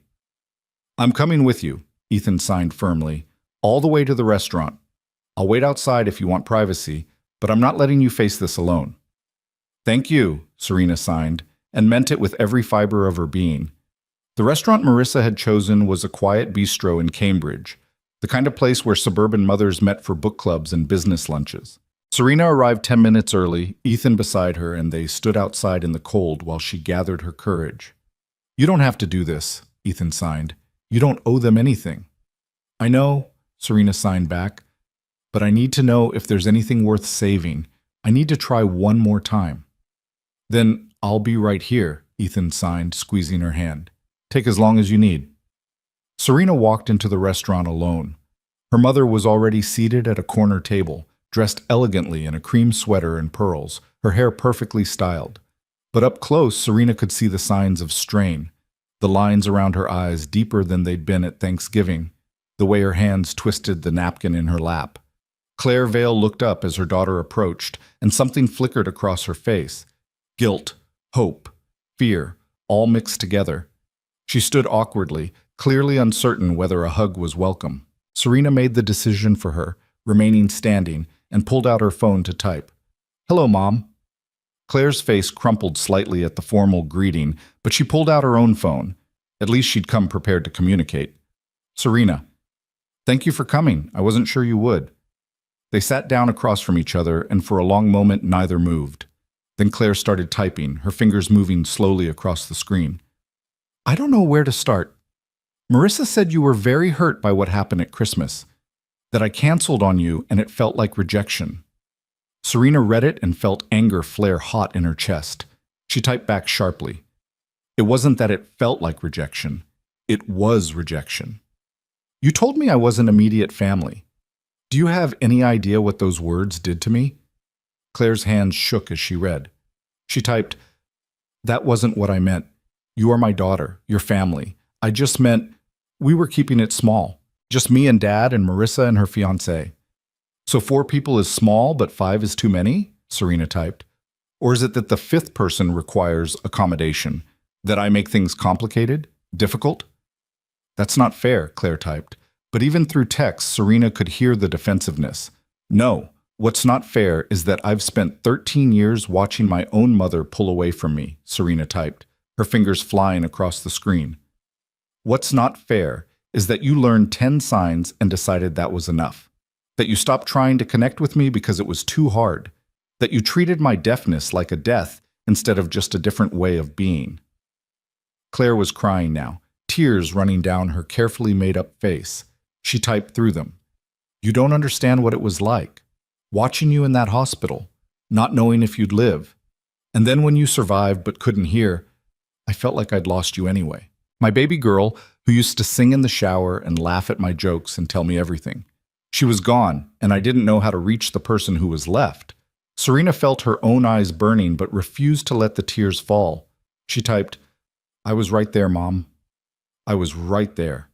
Still singing in the shower even though I couldn't hear myself, still wanting to share my life with you, still your daughter. But you were so busy mourning who I used to be that you never bothered to meet who I became." "I know," Claire typed, and the simple admission seemed to cost her something.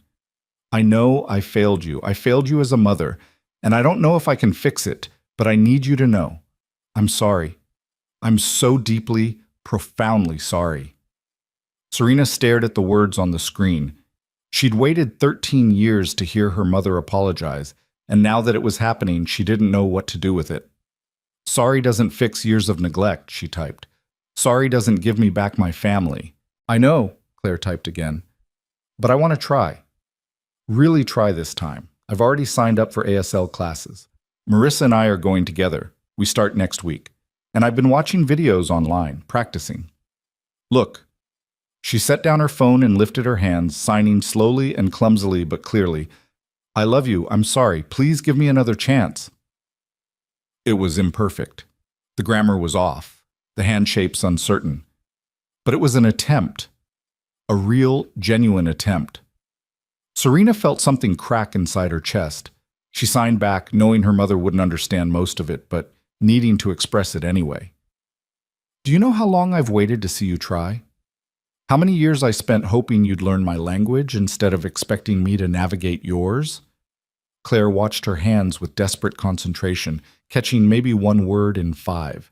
She picked up her phone and typed, "I don't understand everything you said, but I saw the emotion, I saw the pain, and I promise you, I'm going to learn, really learn this time. No more excuses." "Why now?" Serena typed.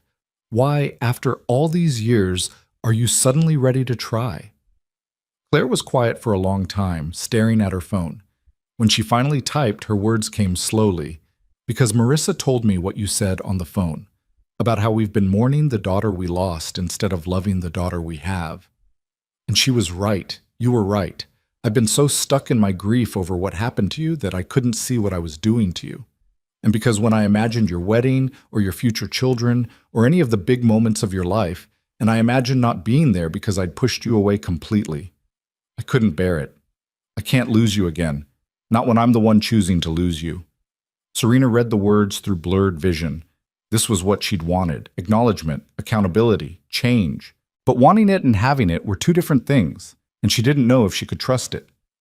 "I need you to understand something," she typed. "I've built a new life, new family, people who see me and value me exactly as I am. If you want to be part of my life, you have to accept that these people are important to me. They're not replacements for you. They're additions. People I chose and who chose me back. Tell me about them," Claire typed. So Serena did. She told her mother about that Christmas Eve in the mall, about Lucy's small hand in hers and Ethan's steady presence. She told her about learning to make French toast and decorating the Christmas tree and feeling, for the first time in years, like she belonged somewhere. She told her about vision boards and gloves knitted with love and promises to stay. Claire listened, really listened, reading every word with full attention. When Serena finished, her mother typed, "They sound wonderful. I'd like to meet them." "If you'd allow that." "Why?" Serena challenged. "So you can judge whether they're good enough, whether I'm making a mistake?" "No," Claire typed firmly. "So I can thank them for being there when I wasn't, so I can see the family that helped my daughter heal, so I can be part of your life in whatever way you'll let me." Serena sat back in her chair, overwhelmed. This was more than she'd expected. More vulnerability, more honesty, more actual effort than her mother had shown in over a decade. "I need time," she typed finally. "I need to see if this is real or just another false start. I need you to prove that you're serious about learning, about changing, about actually being my mother instead of just someone who gave birth to me." "That's fair," Claire typed. "I'll prove it. However long it takes, I'll prove it." They sat in that restaurant for another hour, typing back and forth, starting the long, painful process of rebuilding something that had been broken for far too long. It wasn't miraculous. It wasn't a perfect reconciliation, but it was a beginning. When Serena finally left the restaurant, Ethan was exactly where he'd promised to be, standing outside in the cold, stamping his feet to stay warm. His face lit up when he saw her, and he signed immediately. "How did it go?" Serena considered the question as she wrapped her arms around him, letting his warmth seep into her cold body. "It went okay," she signed when she pulled back. "Not perfect, but okay. She's trying, really trying, I think." "And how do you feel about that?" "Hopeful," Serena signed honestly, "and terrified, and cautiously optimistic, all at the same time." "That sounds about right," Ethan signed with a smile. "Ready to go pick up Lucy? She texted me an hour ago asking when we were coming to get her. In all caps, multiple exclamation points." "Let's go get our girl," Serena signed, and the casual use of "our" made Ethan's smile widen. They picked Lucy up from her grandparents' hotel, and the little girl practically launched herself at Serena the moment she saw her, signing frantically, "You're here! You're really here! I told Grandma and Grandpa you'd be here, and I was right." Helen and Robert stood in the hotel lobby, watching this reunion with complicated expressions. Robert looked resigned but accepting. Helen looked like she was still wrestling with something, but when Lucy pulled Serena over to introduce her properly, the older woman managed a stiff smile. Lucy signed with enthusiastic determination. Grandma, Grandpa, this is Serena. She's an artist, and she's teaching me to draw better, and she makes the best French toast, and she's staying with us, and she's... Lucy paused dramatically, then signed with utter certainty. She's part of our family now. Helen's eyes met Serena's, and something passed between them, not acceptance exactly, but perhaps the beginning of understanding. Helen pulled out her phone and typed something, showing it to Serena. Lucy is very taken with you. I hope you understand how precious she is to us. Serena took the phone and typed back, I do. And I promise you. I would never do anything to hurt her. She's precious to me too. Helen read it and nodded slowly. It wasn't warm, but it wasn't hostile either. It was a start. Robert shook Ethan's hand and said something that made Ethan's expression soften. Then he turned to Lucy and knelt down, pulling her into a hug and saying something that made her giggle. As they left the hotel, Lucy between Ethan and Serena, holding both their hands and swinging her arms happily, Serena felt something settle in her chest. The pieces of her life were starting to fit together. Not perfectly, not without complications, but fitting nonetheless. They spent the rest of the afternoon preparing for New Year's Eve. Lucy insisted on making decorations, cutting out stars and moons from construction paper and taping them all over the apartment.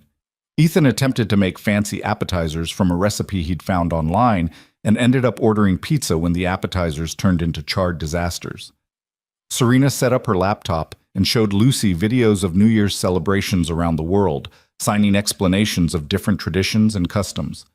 As evening fell, Lucy took Serena's hand and pulled her into the bedroom they'd soon be sharing. I want to show you something, Lucy signed.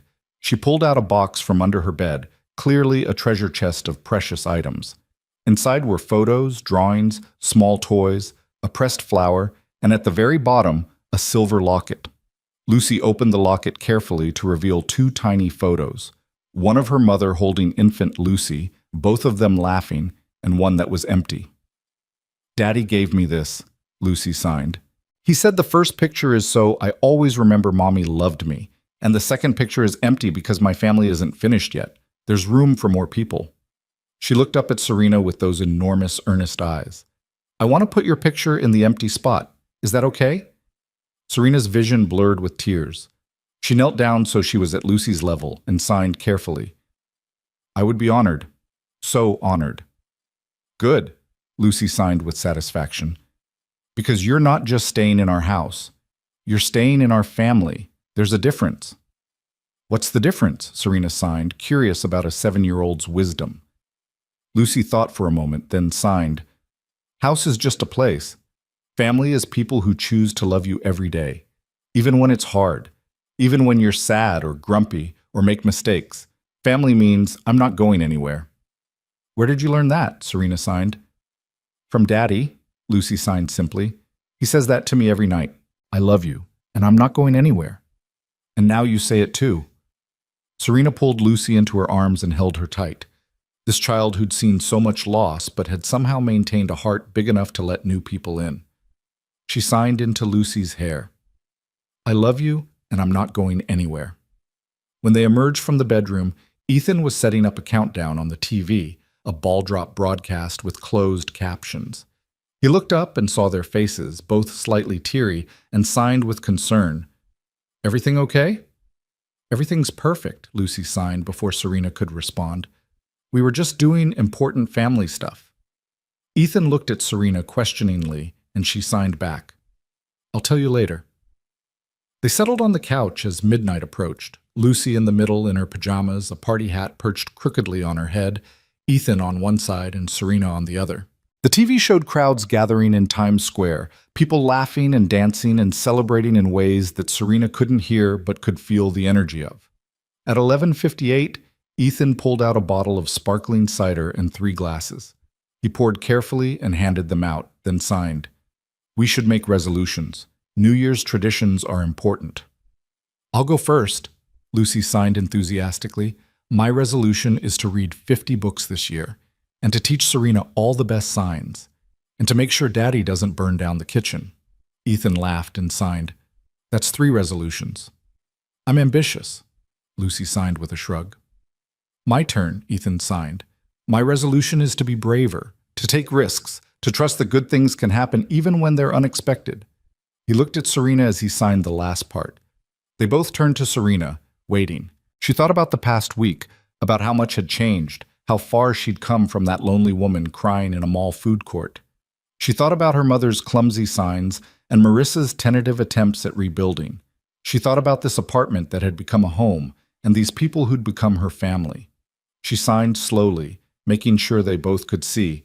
My resolution is to stop waiting for permission to be happy, to stop questioning whether I deserve good things, to choose love even when it's scary, to build a life instead of just surviving. Lucy clapped her hands together, and Ethan's eyes shone with something that looked like wonder. The countdown began. 10, 9, 8. Lucy bounced on the couch, party hat sliding sideways. 7, 6, 5. Ethan reached over Lucy's head to take Serena's hand. 4, 3, 2, 1. The TV exploded with celebration, confetti and fireworks and people kissing and cheering. Lucy threw her arms around both adults in a group hug that was equal parts enthusiastic and chaotic. And when they pulled apart, Ethan leaned over and kissed Serena softly, quickly, not wanting to make Lucy uncomfortable but needing to mark the moment. "Happy New Year?" he signed. "Happy New Year?" Serena signed back, and she meant it with every fiber of her being. They stayed up another hour, Lucy fighting sleep with impressive determination, until finally her eyes closed and she slumped against Serena's shoulder, her breathing evening out into sleep. Ethan carefully lifted his daughter and carried her to bed, tucking her in with practiced gentleness and kissing her forehead. When he came back to the living room, Serena was standing by the window, looking out at the city below, at the few remaining fireworks painting the sky with color she couldn't hear but could appreciate all the same. Ethan approached and wrapped his arms around her from behind, his chin resting on her shoulder. She leaned back into him, and for a moment they just stood there, two people who'd found each other against all odds. Finally, Ethan signed with one hand against her stomach. "Stay with me." "I am staying," Serena signed back, confused. "No," Ethan signed, turning her to face him. "I mean really stay. Not in Lucy's room, not as a temporary guest. Stay with me. In my room. In my life. In every way that matters." Serena's heart hammered against her ribs. This was fast, too fast by any conventional standard. But conventional hadn't led her anywhere good. Convention had left her alone and isolated and convinced she'd never belong anywhere. This messy, complicated, beautiful thing they were building, this felt right in a way that conventional never had. "Are you sure?" she signed. "We barely know each other. This could be a disaster." "It could be," Ethan agreed, signing slowly and deliberately. "Or it could be the best decision either of us ever made. I'm willing to risk it if you are." Serena thought about her vision board, still sitting on the kitchen table. Thought about the life she'd imagined for herself. Not the one she'd been told she should want, but the one she actually wanted. It looked a lot like this. Like this man and this child in this small apartment filled with love and laughter and the comfortable chaos of family. "Okay," she signed. "Yes, I'm staying, really staying." Ethan's face broke into a grin so wide and genuine that it transformed him into someone younger, less burdened, more hopeful. He kissed her properly this time, deep and thorough and full of promise, and Serena kissed him back, pouring everything she felt into it. When they finally pulled apart, both of them breathing hard, Ethan signed, "I need to tell you something." "What?" "I'm terrible at relationships. I'm messy. I work too much. I forget to buy groceries. I have trust issues from losing Samantha. I'm going to make mistakes." "I'm terrible at them too," Serena signed back. "I'm defensive. I expect rejection. I'll probably push you away sometimes just to test if you'll come back. I don't know how to accept love without questioning it." "So we're both disasters," Ethan signed. "Complete disasters," Serena agreed. "Want to be disasters together?" "Yes," Serena signed, laughing and crying at the same time. "Yes, I really do." They moved her things over the next 2 days, not much, because Serena had never accumulated many possessions. Her clothes, her art supplies, her sketchbooks, a few books. The essentials of a life that had been lived small, waiting for permission to expand. Lucy helped enthusiastically, declaring each item's proper home with the authority of someone who'd given the matter serious thought. Serena's favorite sweater went in the second drawer. Her sketchbooks got their own shelf in the living room. Her toiletries shared space with Ethan's in the bathroom medicine cabinet, an intimacy that felt both terrifying and right. On January 3rd, Serena got an email that made her hands shake as she read it. One of the publishers she'd queried, a small press specializing in diverse children's books, wanted to see more of her work. They were particularly interested in her proposal for a picture book about a deaf girl learning to navigate a hearing world, told through illustrations that emphasized visual communication and deaf culture. She showed the email to Ethan, who immediately pulled her into his arms and signed against her shoulder. "See? I told you, you just needed to find the right audience." "It's not a contract," Serena signed, trying to manage her own hope. "It's just interest." "It's a beginning," Ethan corrected. "That's all any of us get. A beginning. What we do with it is up to us." That evening, Serena called her mother via video relay for the first time in years. Claire answered nervously, and when she saw Serena's face, she immediately started signing, slowly, clumsily, but genuinely. "Hello. How are you?" It was only 4 signs, but they were 4 more than Serena had seen from her mother in 13 years. "I'm good, Mom," Serena signed back, speaking simultaneously so the interpreter could voice for her mother. "I'm really, really good." They talked for an hour, mostly in writing still, with Claire practicing simple signs when she knew them. Serena told her about the publisher's interest, about officially moving in with Ethan and Lucy, about feeling like her life was finally, tentatively, starting to make sense. Claire cried when Serena showed her Lucy's locket with both pictures filled now, mother and daughter side by side. She typed, "I'm so happy you found a family, even if it's not us, especially if they love you the way you deserve." "They do," Serena typed back. "And maybe if you keep trying, you can be part of it too. Not instead of them, but alongside them." "I'd like that," Claire typed. "More than anything." It wasn't perfect. There were still hard conversations to be had, boundaries to establish, years of hurt that couldn't be healed overnight. But it was progress. Real, genuine progress. On January 5th, Lucy's first day back at school after winter break, she insisted Serena walk her to the bus stop with Ethan. The 3 of them stood in the cold morning air, Lucy's backpack almost as big as she was, her breath visible in puffy clouds. "Are you nervous?" Serena signed. "A little," Lucy admitted. "Everyone's going to ask what I did for Christmas, and I'm going to tell them about you. Is that okay?" "More than okay," Serena signed. "I'm proud to be part of your story." "Good," Lucy signed with satisfaction. "Because you're the best part." The bus arrived, and Lucy hugged them both fiercely before climbing aboard. Through the window, Serena could see her immediately start signing to a smaller girl, Emma, undoubtedly. And even from outside, she could see Lucy's hands moving enthusiastically, telling the story of her Christmas miracle. Ethan took Serena's hand as they walked back to the apartment, and she realized this was her life now. Morning bus stops and shared coffee and the comfortable silence of 2 people who didn't need words to understand each other. That afternoon, while Ethan was at work and Serena was sketching ideas for her book proposal, there was a knock at the door. She opened it to find Marissa standing there, holding a large bag and looking nervous. "Hi," Marissa signed, still clumsy but trying. "Can I come in?" Serena stepped aside and let her sister enter. Marissa set down the bag and pulled out her phone. "I've been practicing," she typed, "every day. I want to be able to have a real conversation with you in sign language by your birthday. That's my goal." "My birthday isn't until August," Serena typed back. "I know," Marissa typed. "That's how serious I am about this." She reached into the bag and pulled out photo albums, the family albums from their childhood. She opened one to show young Serena and Marissa, arms around each other, gap-toothed grins, inseparable. "I want to get back to this," Marissa typed. "I know we can't go back exactly. Too much has happened, but maybe we can build something new, something better, because we know what we're risking if we don't." Serena looked at the photos, at the sisters they used to be, and then at the woman her sister had become.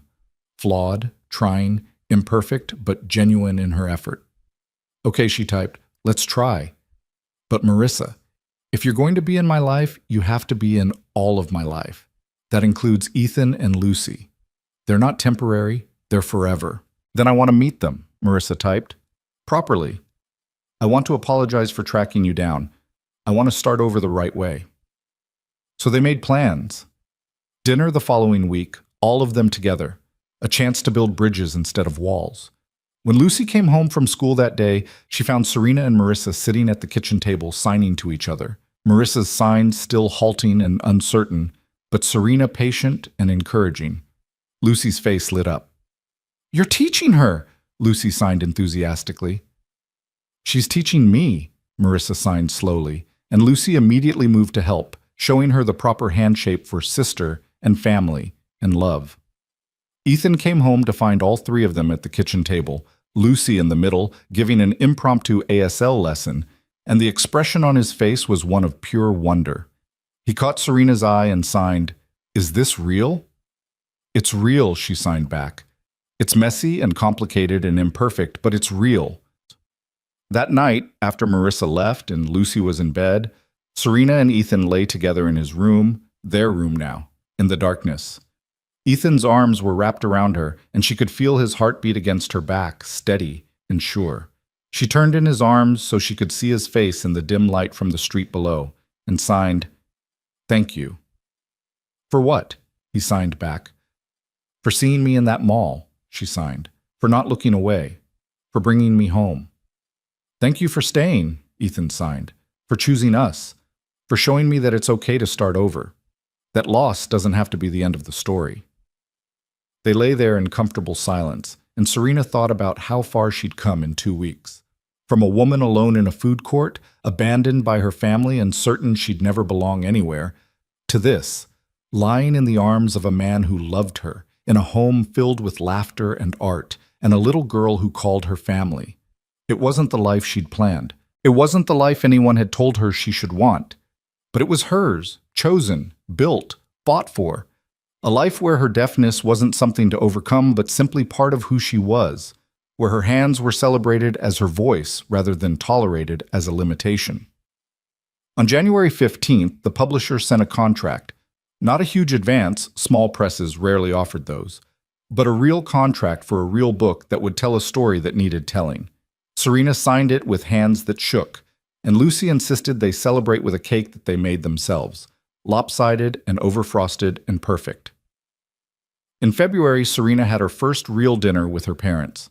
Her father, who hadn't even tried to learn ASL, hired an interpreter for the evening and spent 3 hours actually communicating with his daughter, actually listening. It wasn't perfect. There was still awkwardness, still years of damage that couldn't be undone in one meal. But it was something. In March, Marissa got married and Serena stood beside her as maid of honor. Her sister had learned enough ASL to sign her vows in addition to speaking them, a gesture that made Serena cry and made Lucy, who attended as Serena's +1 along with Ethan, declare it the most romantic thing ever. In April, Helen and Robert came to visit for a weekend, and while Helen still struggled with accepting Serena's permanent place in Lucy's life, she was trying. She'd enrolled in an ASL class herself, determined to communicate directly with her granddaughter's chosen family. And through it all, through the progress and the setbacks and the ordinary days that made up a life, Serena kept drawing. She filled sketchbook after sketchbook with images of the family she'd found. Lucy laughing with her mouth wide open. Ethan making his terrible pancakes with a look of intense concentration. The three of them decorating their apartment for various holidays. The small, beautiful moments that made up a life lived fully. On the anniversary of the day they met, Christmas Eve, 1 year later, they returned to that same mall. Not to shop, but to remember. They stood in the food court, and Serena pointed out the exact table where she'd been sitting when Lucy first approached her.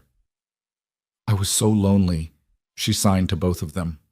"I thought I would spend my whole life alone, and then you appeared." "We were lonely too," Lucy signed solemnly. "We just didn't know it until you filled up the lonely spots." "That's very profound for an 8-year-old, Serena signed with a smile. "I'm very wise," Lucy signed back with a completely straight face. Ethan pulled them both close, and the three of them stood there in the middle of the bustling mall, a small island of stillness and connection in the chaos around them. People rushed past, wrapped up in their own Christmas preparations, completely unaware of the miracle that had happened in this ordinary place 1 year ago. Because that's what it had been, Serena realized. A miracle. Not the flashy kind from movies, but the quiet kind that happens when people choose kindness over convenience. When a little girl tugs her father's sleeve and says, "We have to help her." When a man approaches a crying stranger and asks, in her own language, "Are you okay?" When a family opens their home and their hearts and says, "You belong here." As they left the mall, walking out into the December cold with Lucy between them, Serena thought about the woman she'd been 1 year ago. Lost. Invisible. Convinced she'd never find her place in the world. And she thought about the woman she was now, found, seen, home. The journey between those two versions hadn't been easy. There had been tears and fear and moments of doubt. There had been painful conversations with her family and difficult negotiations of boundaries and expectations. There had been learning curves and adjustment periods and the messy reality of blending lives. But it had been worth it. Every difficult conversation, every scary moment of vulnerability, every risk taken, all of it had been worth it to end up here walking through Boston on Christmas Eve with the people she loved, her gloved hands warm, her heart full, her future bright with possibility. Family wasn't about blood, she'd learned. Family was about who showed up, who stayed, who loved you on your worst days and celebrated you on your best ones, who learned your language instead of expecting you to always translate yourself.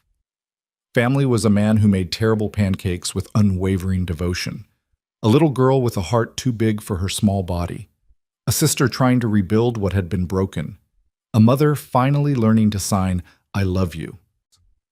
Family was choice and effort and grace. And as snow began to fall, soft and silent, the way Serena experienced all weather, she squeezed Ethan's hand on one side and Lucy's on the other, and thought, "I am home. Finally, beautifully, completely home."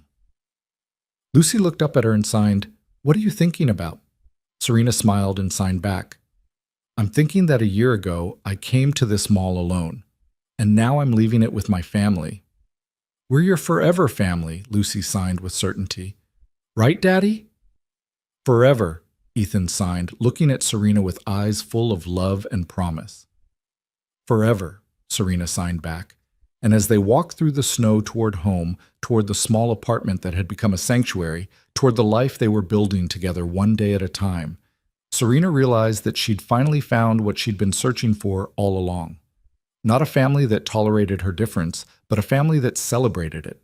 Not a place where she had to shrink herself to fit, but a place where she could expand to fill all the space she needed. Not a love that asked her to be someone else, but a love that saw exactly who she was and said, "Yes, you, always you." The deaf woman who'd cried alone on Christmas Eve had found her way home, and the single father who'd signed, "Come home with us," had found his way to wholeness. And the little girl who'd tugged her father's sleeve had found the bonus mom she'd been wishing for. They'd all found each other. And in finding each other, they'd found themselves. And that, Serena thought as they climbed the stairs to their third-floor apartment, was the truest kind of Christmas miracle there was. The story ends right there, whole, warm, complete.